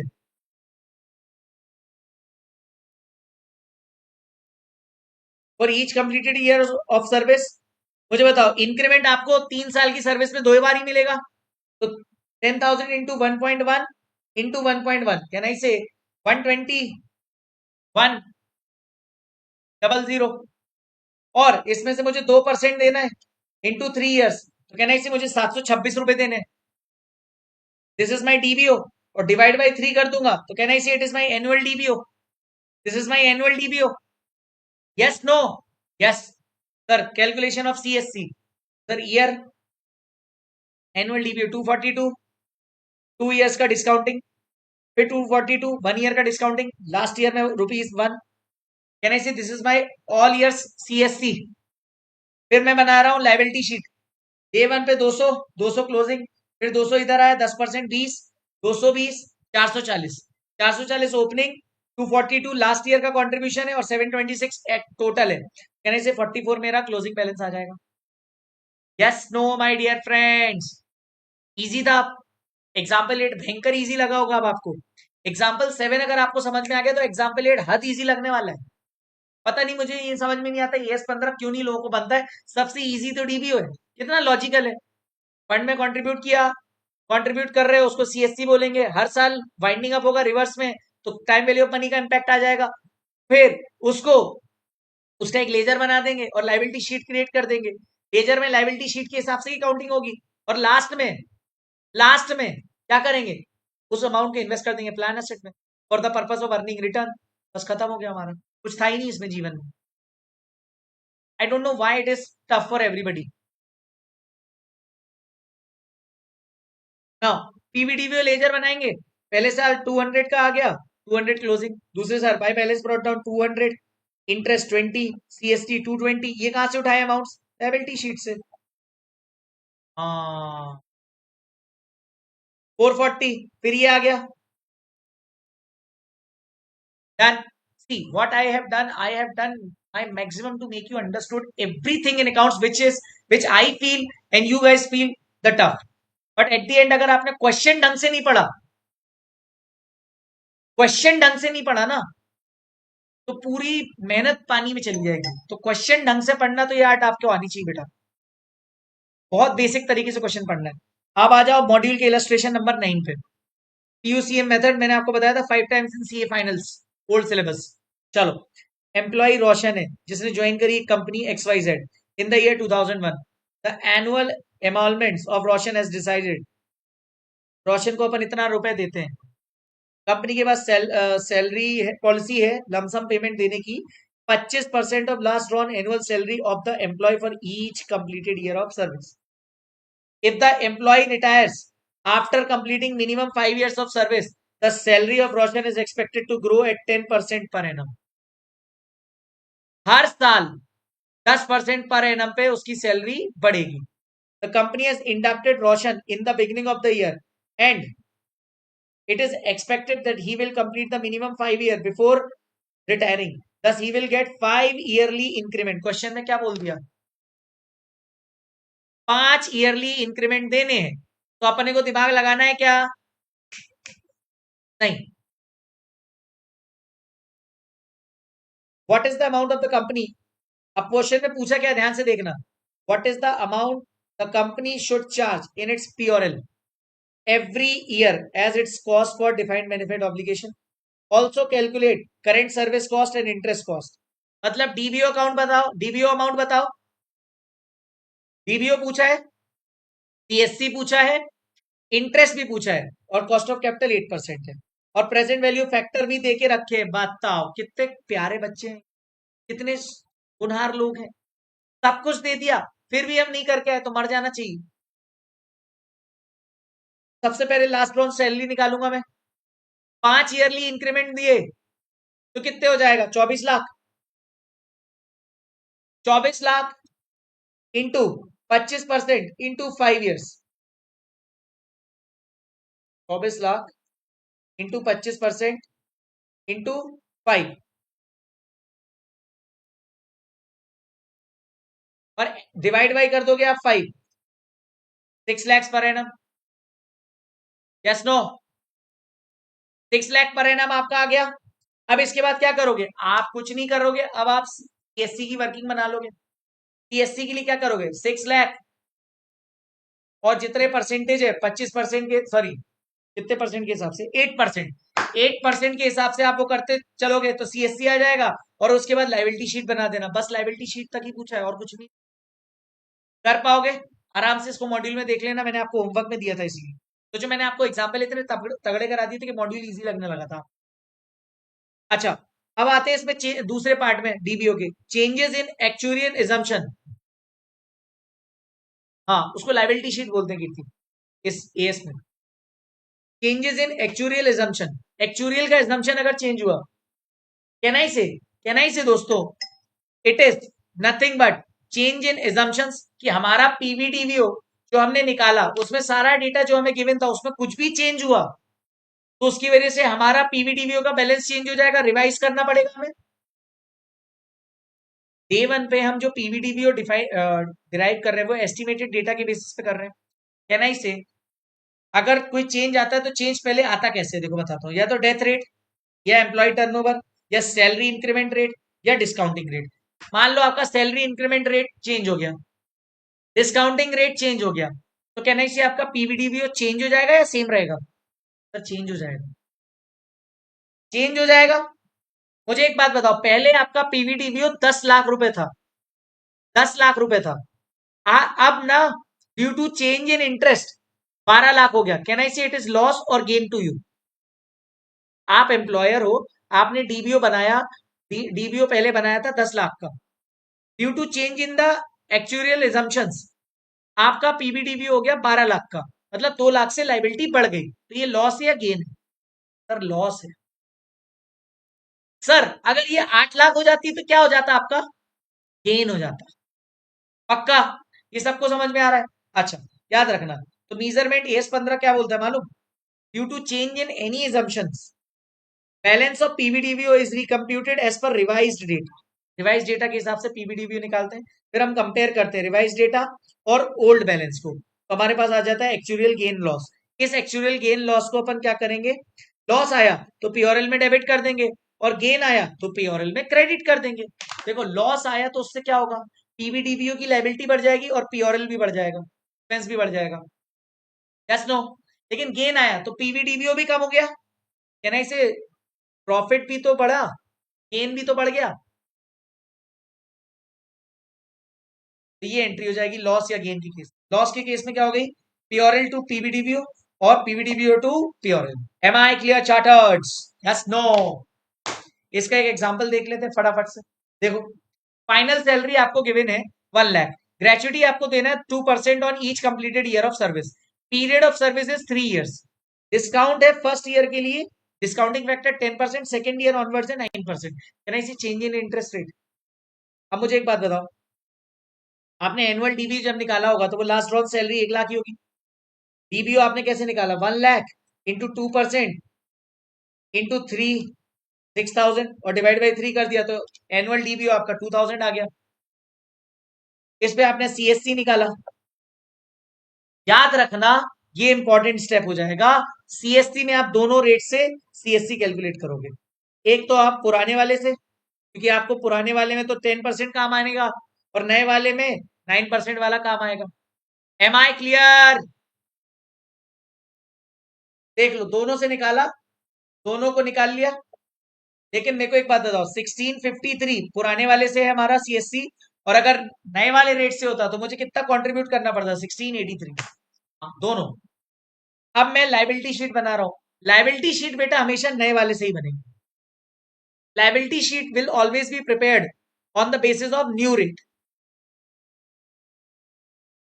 न्यू रेट के साथ। डन। डन बेटा। तो मुझे बताओ 1683। अच्छा मुझे एक बात बताओ, आपकी अगर आप न्यू रेट से ले रहे हो तो आप कौन सा सीएससी लोगे? 1653 या 1683? 1683 लोगे, नए वाला। नए वाला सीएसटी लिया, क्लोजिंग, फिर इसमें आपने 9% ऐड किया, ये आ गया। ये आपका आ गया 3669। सेकेंड ईयर के एंड पे आपका क्लोजिंग बैलेंस इतना होना चाहिए, क्योंकि जिस साल चेंज हुआ है उस साल क्लोजिंग बैलेंस आपको इतना ही पहुंचाना पड़ेगा। फिर ये लास्ट ईयर और ये टोटल, ये एनुअल, तो बैलेंसिंग फिगर 331। कहना ही से स्टेप नंबर 3 भी क्लियर है आपको? स्टेप नंबर 3 भी क्लियर है पक्का? जल्दी बताइए। याद रखना बेटा, सिंपल अपन ने क्या किया स्टेप नंबर 1 में, ओल्ड डेटा से ही अपन ने डीवीओ निकाला। स्टेप नंबर 2 से, स्टेप 2 से अपन ने क्या किया? सीएसपी दोनों रेट से निकाल ली। फर्स्ट ईयर में पुराना, सेकेंड ईयर ऑनवर्ड्स नया, थर्ड ईयर में नए वाले रेट से ही अपन लाइबिलिटी शीट बनाएंगे। और अब अपन बना रहे हैं क्या? पीवीडीवीओ अकाउंट। जो था ईयर 1 पे आपका 1653 था ओल्ड के हिसाब से। ये लेजर रियलिटी में बनेगा जो जैसे टर्म्स थे। शुरुआत में 10% था तो मैंने कंट्रीब्यूट 1653 किया था। Can I say that will be my closing balance? Yes no? Answer is yes. अब ये जो क्लोजिंग बैलेंस ईयर 1 का है, ईयर 2 का ओपनिंग हो जाएगा। ठीक है। इस साल मैंने नए वाले रेट से सीएससी कितनी निकाली थी बताओ जरा? 1835 थी, देख लो ऊपर, 1835, ये लिख दिया। अब एक और चीज मुझे बताओ, लेजर में इस अमाउंट पे ही अपन 9% लगाएंगे? लगाएंगे कि नहीं? लगाएंगे कि नहीं? यस और नो? मुझे बताओ 1653 इंटू 9%, यानी इसे 149 आ गया ये। अच्छा, मुझे ईयर 2 का क्लोजिंग बैलेंस गिवन है क्या? हाँ, ऊपर लाइबिलिटी शीट में अपन ने निकाला था 3669। हाँ, ये गिवन है 3669, स्टेप 3 से निकाला था। मुझे बताओ बैलेंसिंग फिगर कहाँ आ रही, डेबिट साइड या credit side? Sir credit side I मतलब लॉस आया, एक्चुरियन लॉस आया 32 का। और मैंने याद है ये लॉस का ब्रेकअप भी बताया था। ब्रेकअप कैसे बताया था? कि नए वाले अमाउंट से 151 आ रहा था इंटरेस्ट, और आपका एक्चुअल में आ रहा है 149। कहना इससे दो का इंटरेस्ट का लॉस है, और नए वाले के हिसाब से आपका पीवीडीबीओ कितना होना, सॉरी ओपनिंग कितना होना चाहिए था? 1683। आपका एक्चुअल में कितना था? 1653। कहने से 30 रुपए का ये था, 30 प्लस 2 32 का एक्चुरियल लॉस होगा। Yes no my dear friends? ये मैंने ब्रेकअप बताया था, एग्जाम में नहीं बताना, बट ये आपके अंडरस्टैंडिंग के लिए मैंने बताया था आपको। याद आया? सर ये मेरा एक्चुअल में था, ये मेरा नए रेट के हिसाब से था, इसका डिफरेंस 30। ये मेरा पुराने वाले के हिसाब से नया रेट ऑफ इंटरेस्ट, और ये एक्चुअल में पुराने नए वाले के हिसाब से नया रेट, तो इसमें दो, टोटल मेरा 32 का लॉस हो गया। हुआ कि नहीं? अब मुझे बताओ ईयर 3 में तो बहुत ही लाइफ आसान है। क्यों? क्योंकि सर 3669, इंटरेस्ट 331, सीएसटी 2000, और टू बैंक आएगा, टू बैलेंस कैरी डाउन नहीं आएगा लास्ट ईयर, क्योंकि इस साल आपने पे ऑफ कर दिया है। हाँ, पे ऑफ कर दिया है 6। Can I say now life is very beautiful? Yes और नो माय डियर फ्रेंड्स? तुमको पूरा समझा कि नहीं? ग्रेट। सर एक क्वेश्चन और करते हैं, last question in this before modification. आ जाओ। सैलरी आपकी 3 लाख है, ग्रेचुटी प्रॉमिस 2% है, इसमें एस्केलेशन क्या है? 9% फर्स्ट टाइम में, सेकेंड ईयर, और 11% from third year. Discounting rate 12% and change it to 8% from third year. Period of service 5 years है। चलो एनुअल डीवीओ निकालना है, तो सैलरी लास्ट ड्रॉन। मुझे बताओ उस भाई को, उस भाई को 5 में से 4 साल इंक्रीमेंट मिल रहा है, 4 साल में पहली साल 9% इंक्रीमेंट मिल रहा है, और बाकी बाकी 11% मिलेगा। तो कैन आई से 1.09 और फिर 1.11 1.11 1.11 कितना आ जाएगा? इसका इंटू 2% इंटू 5 ईयर्स और डिवाइड बाई 5 कर दिया तो कैन आई से एनुअल डीबीओ आ गया। निकल गया पीयूसीएम में एनुअल डीबीओ। इससे अपन क्या निकाल लेंगे? सीएससी। सीएससी दोनों की निकालेंगे 12 और 8% की। मुझे बताओ 2 साल तक तो 12% था तो मैंने 2 साल तक ही निकाला और थर्ड ईयर ऑनवर्ड्स मेरा ये नया वाला आ गया। ये ऐसा भी करके मैं छोड़ सकता हूं कि नहीं? क्योंकि यहाँ के डेटा का मुझे कोई जरूरत ही नहीं है और ना इस वाले डेटा का है। क्या है? इसका इसका सीएससी का तो जरूरत है 6574। ये यहाँ पे नए वाले डेटा से कैसे लेंगे? हाँ, तुमको आया कि नहीं? जल्दी बोलो। लाइबिलिटी शीट में सर ये निकाल लिया मैंने। इसके बाद लाइबिलिटी शीट पे गया, डीबीओ एट रिवाइज टर्म्स, वही ओपनिंग वाला 6574, क्योंकि यहाँ पे इंटरेस्ट रेट 8% लूंगा नए वाली रेट से। और थर्ड ईयर में चेंज हुआ तो थर्ड ईयर का क्लोजिंग बैलेंस याद रखना, क्योंकि स्टेप नंबर 4 में जब हम पीवीडीबीओ का लेजर बनाएंगे वहां काम आएगा ये। और ये बैलेंसिंग फिगर निकाल दी, कोई दिक्कत नहीं। यहाँ ईयर 1 ओल्ड, ईयर 2 ओल्ड और यहाँ पे जो 5684 के हिसाब से निकाल लिया। फिर ईयर 3 में याद रखना दोस्तों, ईयर 3 में हमने ओल्ड वाला ले लिया, यहाँ पे इंटरेस्ट हमने ये वाला ले लिया 12732 at 8%। सीएससी नया वाला आएगा और एक्चुरियल लॉस भी निकाल लिया, मैंने ब्रेकअप भी दिखा दिया था यहाँ पे। फिर फोर्थ ईयर कोई दिक्कत नहीं, फिफ्थ ईयर में टू बैंक कर देना 44722। Can I say this is now easy till issue number 2। Now comes the issue number 3, modification. Modification अगर होगा ना बेटा, मॉडिफिकेशन अगर होगा ना तो it will always give benefit to whom? Employee. और अगर एम्प्लॉय को बेनिफिट हुआ इसका मतलब पीवीडीवीओ बढ़ जाएगा। और अगर पीवीडीवीओ बढ़ गया तो कहना इसी मेरी लाइबिलिटी बढ़ जाएगी। Yes no? यस और नो? Tell me. पीवीडीवीओ बढ़ा तो मेरी लाइबिलिटी बढ़ी, लाइबिलिटी बढ़ी कहना इसी मेरे लिए लॉस है, लॉस है। और due to what? Benefit given to employees. इस बार पता एक्चुरियल का एजम्पशन नहीं बदला है। इस बार अपन ने स्कीम में मतलब उसको पहले अपन 5% देने वाले थे बोनस, हमने बाद में डिसाइड किया हम 10% देने वाले।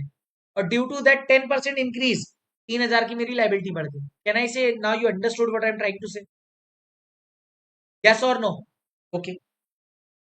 ये जो 3000 ड्यू टू इंक्रीज हुआ है इसको अपन बोलते हैं एएस की लैंग्वेज में पोस्ट सर्विस कॉस्ट। क्या बोलते हैं बेटा? Post service cost. कहना इसे ये 3000 एडजस्ट करना पड़ेगा मुझे, इंक्रीज इन पीबीडीबीओ मुझे एडजस्ट करना पड़ेगा। सर जब मैं इसे एडजस्ट करूंगा, सर जब मैं इसे एडजस्ट करूंगा तो मुझे चेक करना पड़ेगा, चेक करना पड़ेगा कि कितना टाइम पीरियड मेरे स्कीम का निकल चुका है और कितना अभी पेंडिंग है। कितना टाइम पीरियड निकल चुका है, कितना अभी पेंडिंग है। तो पहले अपन समझते हैं what is the meaning. Sir meaning का मतलब it refers to increase in PVDBO balance due to change in the plan retrospectively. Retrospectively अपन प्लान चेंज कर दिया है अपन ने पूरा, तो इसकी वजह से क्या हो जाएगा? पीवीडीबीओ में इंक्रीज हो जाएगा।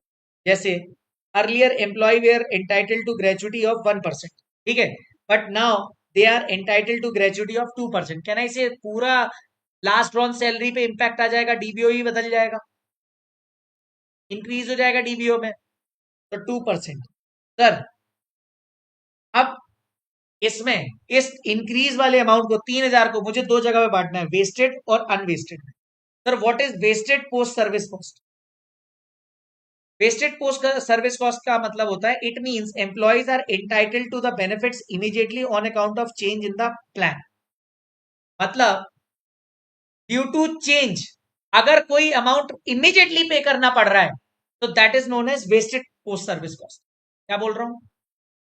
Wasted post service cost. और इसको इमीडिएटली राइट ऑफ करना है पीओरएल में, तो पीएससी वेस्टेड टू पीवीडीवीओ और पीओरएल टू पीएससी, इस तरीके से कुछ अकाउंटिंग करनी है। ये वेस्टेड वाला समझ में आया कि नहीं? फिर मैं इसको और आगे लेके जा रहा हूं ताकि आपको पूरा समझ में आए with question. Yes sir, sir, sir तो जो वेस्टेड के अलावा जो हमारा अमाउंट बचा वो हो जाएगा अनवेस्टेड। तो अनवेस्टेड को क्या बोलूंगा, it means benefit arising on account of change in the plan will be given to employees after employee fulfil certain conditions. तो PSC unvested is charge to SLM, charge to P or L on SLM basis over remaining life of PVDVO, और entry हो जाएगी PSC invested to पीवीडीवीओ और पीओरएल to PSC. ध्यान से समझना, इसको समझाने के लिए मैंने आपको इसको समझाने के लिए मैंने एक आपको ये बनाई थी। सपोज सपोज ये है मेरी date of change.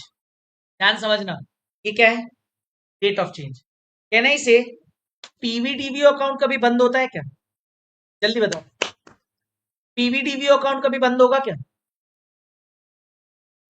Think from the point of view कि मेरे ऑर्गेनाइजेशन में एक एम्प्लॉय नहीं है, बहुत सारे हैं। जब बहुत सारे हैं तो कहना इसे कोई आज एडमिट हो रहा होगा, कोई आज ज्वाइन कर रहा होगा, कोई आज छोड़ रहा होगा। अच्छा, कोई किसी के 5 में से 2 साल आज कंप्लीट हो गए, 3 पेंडिंग है। किसी के 3 कंप्लीट हो गए, 2 पेंडिंग है। किसी के 5 में से 4 कंप्लीट हो गए, 1 पेंडिंग है। हाँ, तो कहना ही से मेरा पीवीडीवीओ अकाउंट सबके लिए अलग अलग बनेगा या एक सेपरेट अकाउंट बनेगा? सर एक सेपरेट बनेगा। तो now can I ask you one thing, जिस दिन डेट ऑफ चेंज हुआ, ध्यान से समझना, जिस दिन डेट ऑफ चेंज है उस दिन पे कुछ लोगों की service period is over as on the date of change, वो मेरे क्या हो जाएंगे, वेस्टेड। वो मेरे क्या कहलाएंगे, वेस्टेड। जो रिटायर हो रहे हैं एवरीबडी, सलोनी, शीतल, शिवम, शुगम, स्वरूप, वैष्णवी, प्रियांशी, मोहित, सर सर कुछ आज से ही चालू हो रहे होंगे बिकॉज उनका entire service period is left on the date of change, hence they will be known as unvested. But कुछ बीच के हैं जिनका आधा पीरियड निकल गया, आधा पेंडिंग है, तो जो पीरियड निकल गया उसको अपन बोलेंगे वेस्टेड, और जो अभी पेंडिंग है उसको बोलेंगे अनवेस्टेड।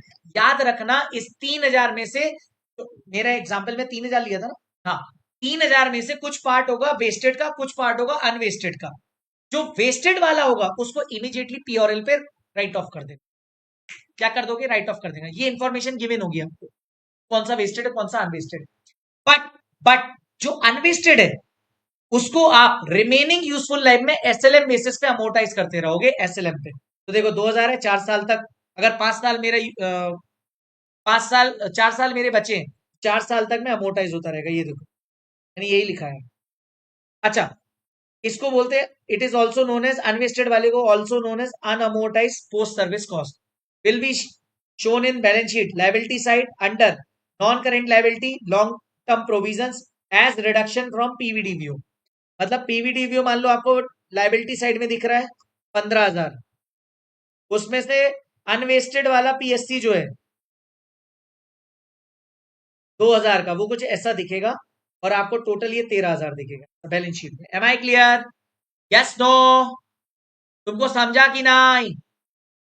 एंट्री क्या होगी overall, PSC account debit, vested वाला unvested PSC account debit to PVDO 3,000। और लाइबिलिटी में देखो 23,000 अगर मेरा पीवीडीवीओ है और 2,000 अनवेस्टेड है, तो कहने से मुझे 21,000 का दिखेगा। Yes no? चार्टर्ड तुमको समझा कि नहीं? बस। बट सर मॉडिफिकेशन का कोई क्वेश्चन है क्या? नहीं है। अगर वो कुछ होगा तो कुछ इस तरीके से दिया होगा, और वो बता के रखेंगे इसमें से इतना पार्ट आपका वेस्टेड वाला है और इतना वाला आपका अनवेस्टेड वाला है। ये आएगा तो एमसीक्यू में आ सकता है। Am I clear? मॉडिफिकेशन पूरा दिमाग में आ गया कि नहीं? तुमको समझा कि नहीं? तुम मेरे को बताओ।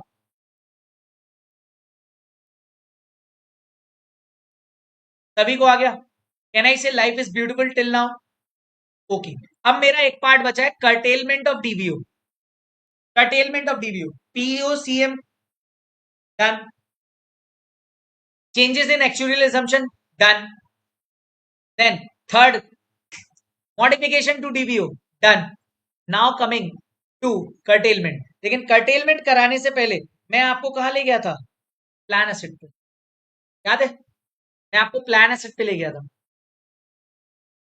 फिर मैं उसके बाद कर्टेलमेंट पे ले गया था और ये समाप्त कर दिया था। तो आ जाओ कर्टेलमेंट से पहले प्लान एसेट पे। What is plan asset? Can I say it is nothing but investment account, investment amount. जो मैंने फंड में पैसा डाला है उसी पैसे को मैंने इन्वेस्ट कर दिया by way of plan asset.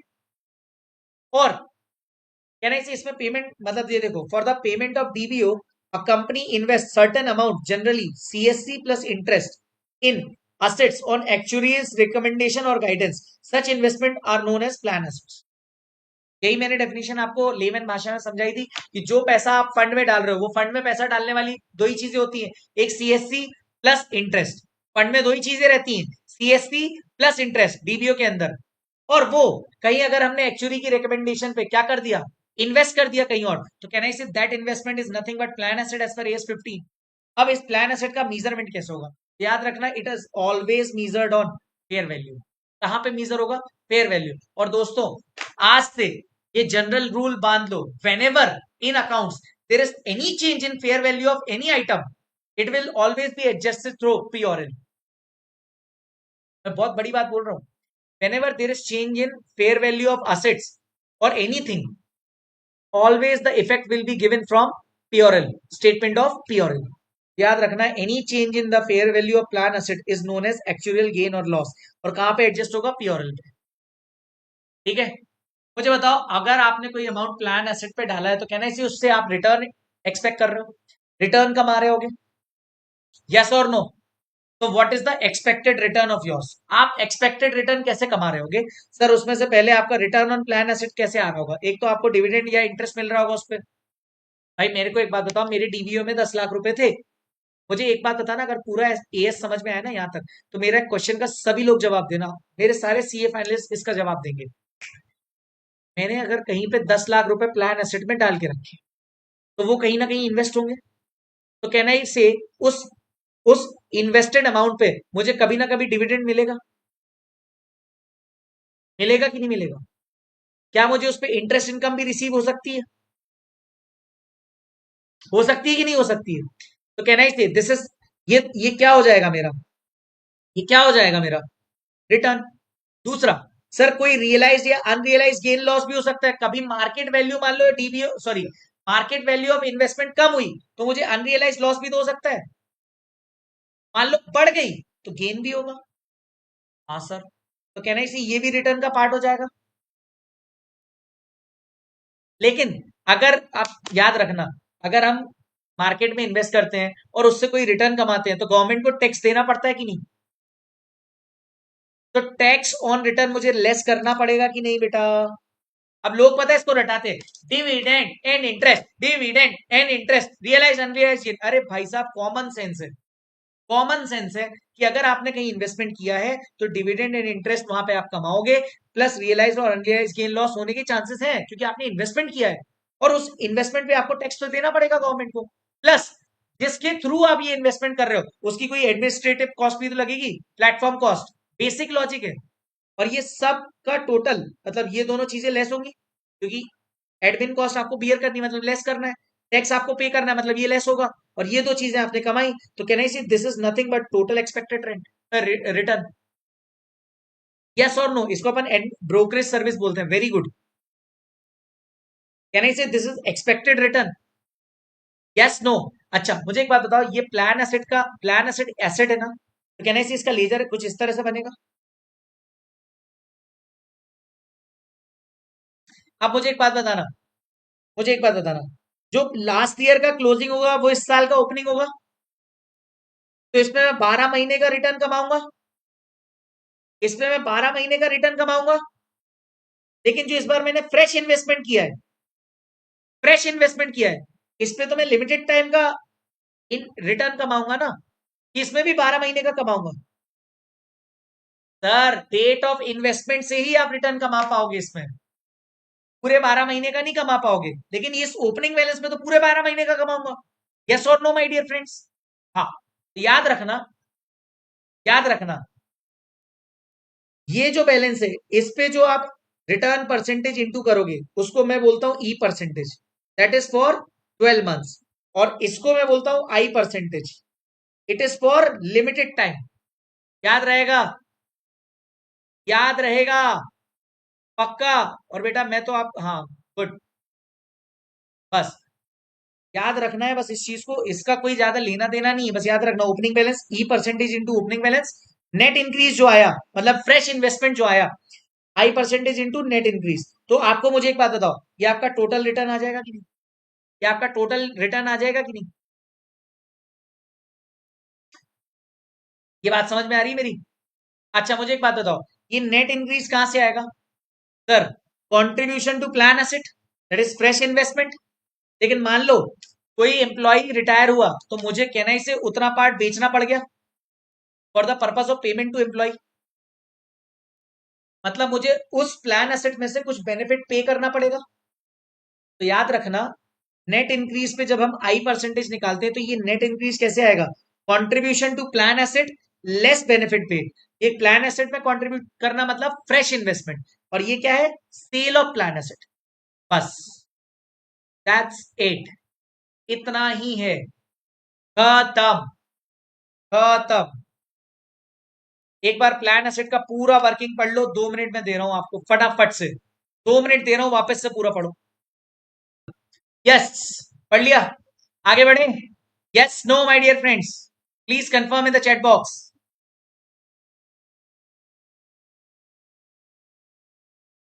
Done. Now नस, इधर इधर इधर इधर इधर। अब थोड़ा सा ये ई और आई का अपन बेसिक लॉजिक समझ लेते हैं, ऑल दो ये सीए फाउंडेशन रेशियो का है यानी, है ना, कंपाउंड इंटरेस्ट वगैरह वाला है, बट स्टिल थोड़ा सा समझ लेते हैं। सपोज मैंने ओपनिंग बैलेंस मेरा कितना था? 100। 100, ठीक है। 6 महीने का इंटरेस्ट मेरा, अच्छा रेट ऑफ इंटरेस्ट मेरा 10% है, तो मुझे बताओ 6 मंथ के लिए 5% इंटरेस्ट लगेगा?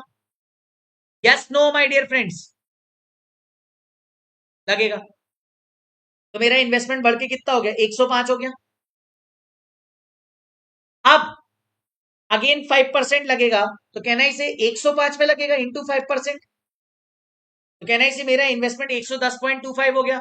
मतलब अगर मेरा जो ओपनिंग बैलेंस वाला ई परसेंटेज है वो हर बार कंपाउंड हाफ ईयरली परसेंटेज के हिसाब से लगता है, ठीक है, वो हर बार कंपाउंड होगा, और किसके बेसिस पे? Half yearly. Am I clear?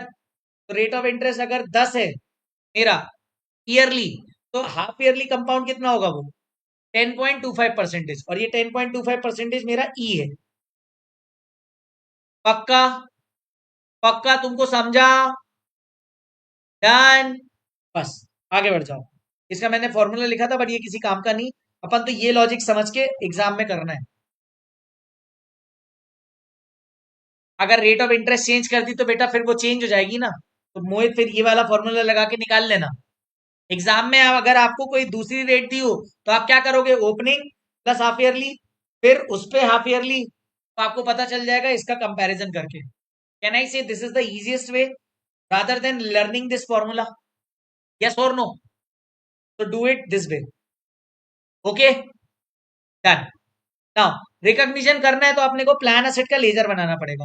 Plan asset में क्या क्या चीजें आएंगी सर? एक तो बैलेंस ब्रॉट डाउन जो ओपनिंग है, टू बैंक जो हमने फ्रेश कंट्रीब्यूशन किया है, बाई बैंक जो हमने बेनिफिट पे कर दिए, और फिर आएगा रिटर्न। रिटर्न आएगा दो जगह से, एक तो नेट इंक्रीज से, एक ओपनिंग बैलेंस से, ठीक है। रिटर्न आएगा दो जगह से, ठीक है। और ये आ जाएगा मेरा, ये आ जाएगा मेरा expected return. This is what expected return. But जो मेरी, और उसके बाद मेरे को क्लोजिंग बैलेंस अगर क्वेश्चन में गिवन है तो ये क्या हो जाएगा मेरा? Closing balance of investment, that is plan asset. तो मेरे पास बैलेंस फिगर अगर इस साइड आया डेबिट साइड तो गेन होगा, और क्रेडिट साइड आया तो लॉस होगा।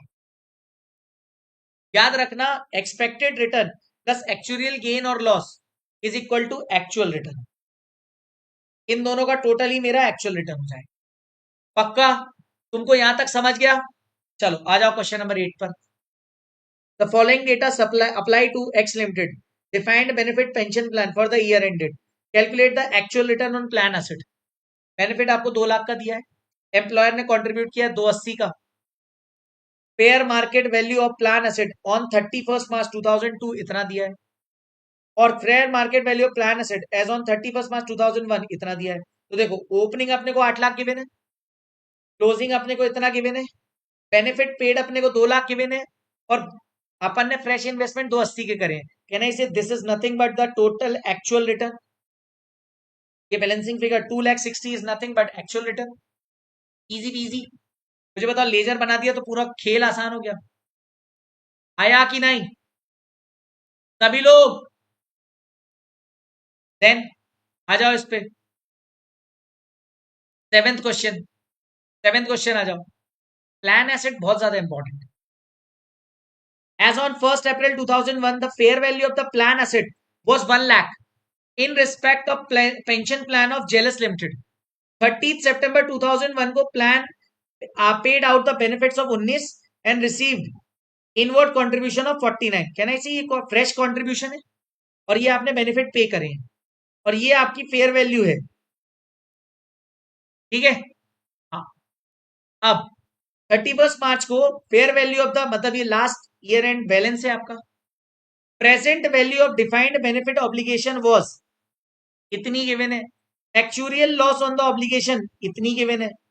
वो आपसे पूछ कह रहा है 1 अप्रैल 2001 को company made following estimates based on its market studies. 9.25% interest मिला। रियलाइज अनरियलाइज गेन 2% था। फंड की एडमिनिस्ट्रेटिव कॉस्ट 1% थी। Expected rate of return e percentage आपको 10.25 गिवन है।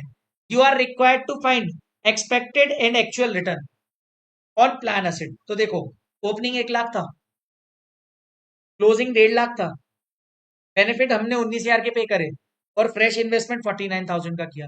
मुझे बताओ ओपनिंग कितना था? 1 लाख था। इस 1 लाख पे 10.25% निकालूंगा मैं। निकालो जरा। ये आ गया 10,250। ये जो फ्रेश इन्वेस्टमेंट है इसमें से बेनिफिट लेस कर दो तो कितना बचा मेरे पास? 30,000 नेट इंक्रीज। इस नेट इंक्रीज में अगर 10.25 कंपाउंडेड हाफ ईयर लिए तो एक्चुअल हाफ ईयरली कितना होगा? 5%। मैंने निकाल लिया 1500। ये मेरा आ गया एक्सपेक्टेड रिटर्न और यहां पे मेरा बैलेंसिंग फिगर आया एक्चुअल गेन लॉस के नाम पे 8,250। अब मुझे एक्चुअल रिटर्न निकालना है तो expected return plus actual gain निकाल लिया तो कैन आई से 20,000 is nothing but my actual return. Easy easy. Life is beautiful और नॉट। चलना सेम क्वेश्चन नंबर 9 है आपके मॉड्यूल का, जैसे अपन ने इसके जस्ट ऊपर वाला किया सेम डिट्टो। क्या नहीं से आप वो कर पाओगे? अब आ जाते हैं लास्ट इश्यू पर, curtailment to DBO. Curtailment of DBO. Curtailment का मतलब देखो बेटा हुआ क्या है, अब आप समझना ध्यान से। हुआ क्या है?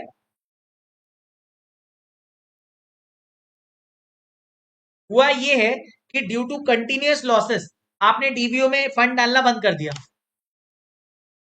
ध्यान समझना।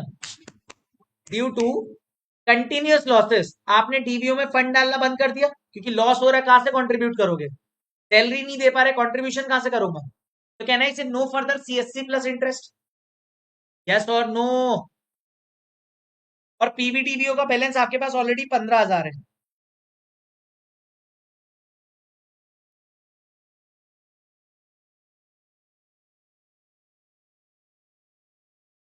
पीवीडीबीओ का बैलेंस आपका ऑलरेडी 15,000 है। ध्यान से समझना। मतलब डिफाइंड बेनिफिट ऑब्लिगेशन में आपके पास कितना है? 15,000। और मान लो बीच में आपने कभी पहले मॉडिफिकेशन किया, उस मॉडिफिकेशन के कारण 3,000 का इंक्रीज हुआ था, जिसमें से 1,000 आपने वेस्टेड किया था, 2,000 अनवेस्टेड किया था और आपने जनरल एंट्री ये वाली पास कर दी थी। याद आ रहा है? अब कुछ सालों के बाद वक्त बदला, जज्बात बदले, हालात भी बदल गए और मेरी बैलेंस शीट कुछ इस तरीके से दिख रही है। लायबिलिटी साइड दिख रहा है बैलेंस शीट में पीवीडीबीओ 20,000 का, unpaid unvested post service cost है 1,500 की और मेरे पास प्लान एसेट है 12,000। ध्यान से समझना मैं क्या बोल रहा हूं। 20,000 का क्या है? 20,000 का क्या है? पीवीडीबीओ की liability, unvested post service cost. ये क्यों आ रही है? क्योंकि मुझे एक बात बताओ, अनवेस्टेड पोस्ट सर्विस कॉस्ट कब आती है? That over the life of the DBO. Yes और नो? एसएलएम बेसिस पे अपन उसको हटाते जाते हैं, अनअमोटाइज रह गई है ये, उसको अमोटाइज करते जाते हैं। अच्छा प्लान एसेट का मतलब क्या है? जो फंड जो अपन ने इन्वेस्टमेंट किया है उसकी वैल्यू, फेयर वैल्यू कितनी दिख रही? 12,000। ठीक है।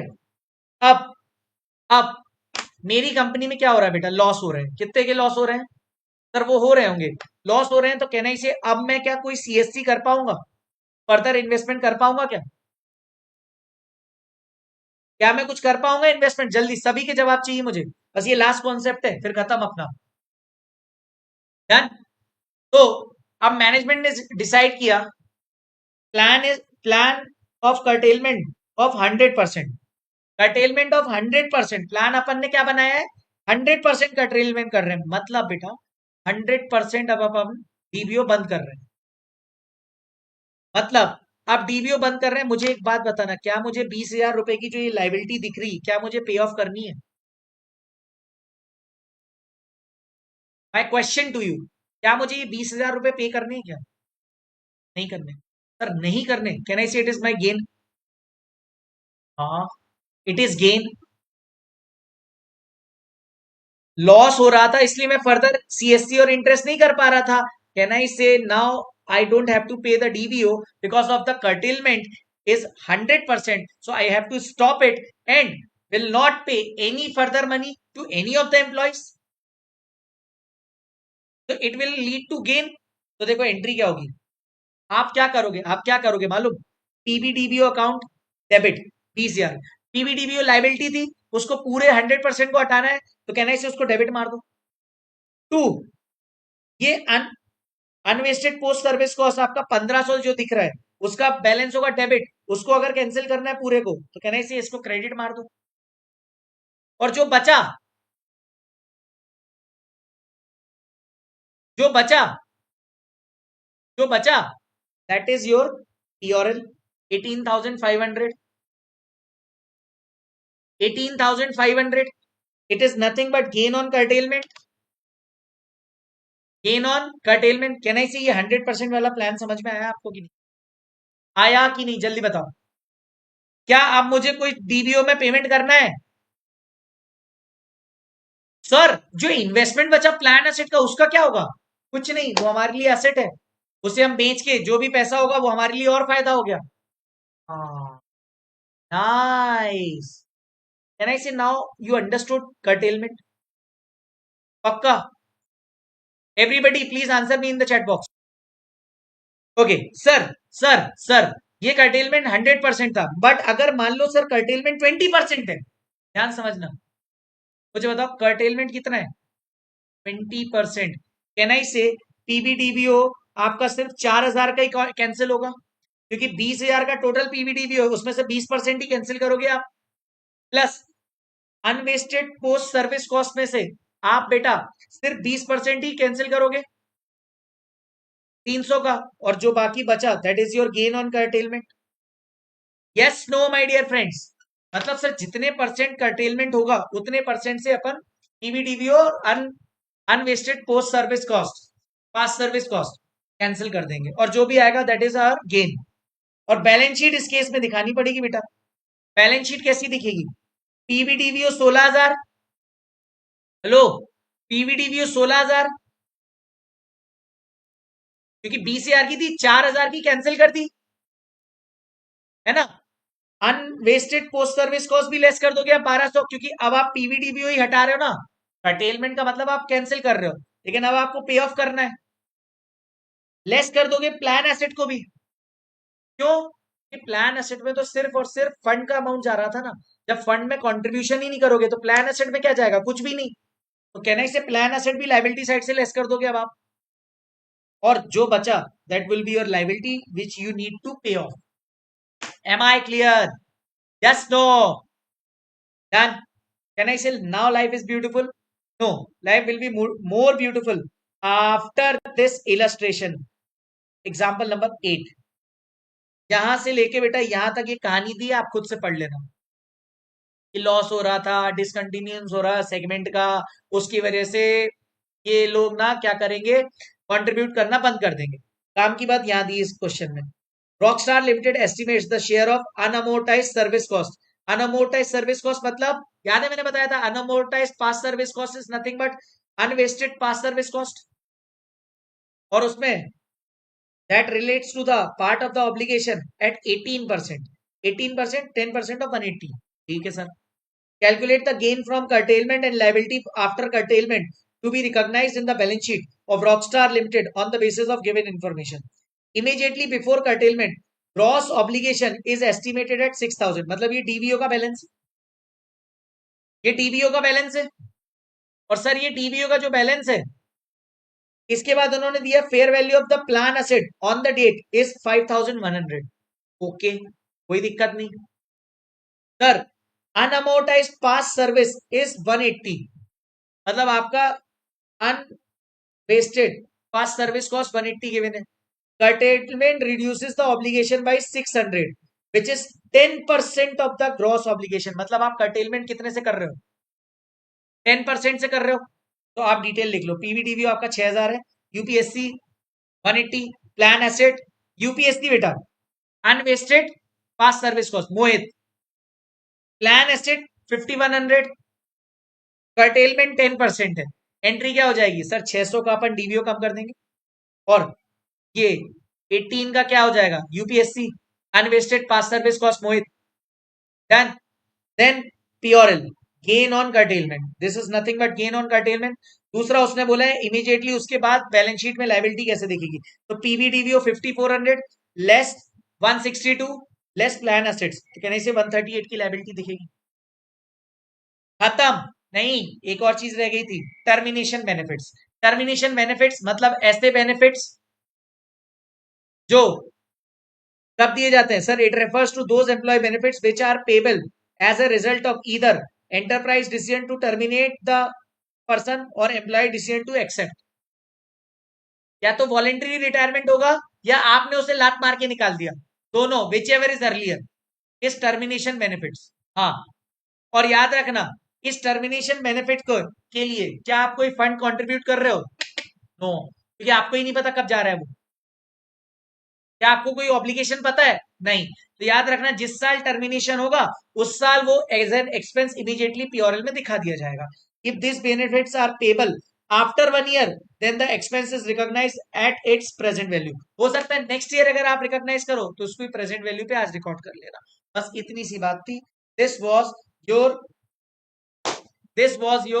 entire AS15। We have finished everything in detail। दोस्तों इसके साथ AS15 खत्म और जनवरी 25 वाले क्वेश्चन कर लेना बस, और कुछ भी नहीं करना है। मैंने सब कुछ यहाँ डिटेल में करवा दिया और आप बोलो तो मैं रात में जनवरी 25 वाला वीडियो बना के भी अटैच करके कल इसकी रिकॉर्डिंग दे दूंगा। Don't you worry. Okay okay.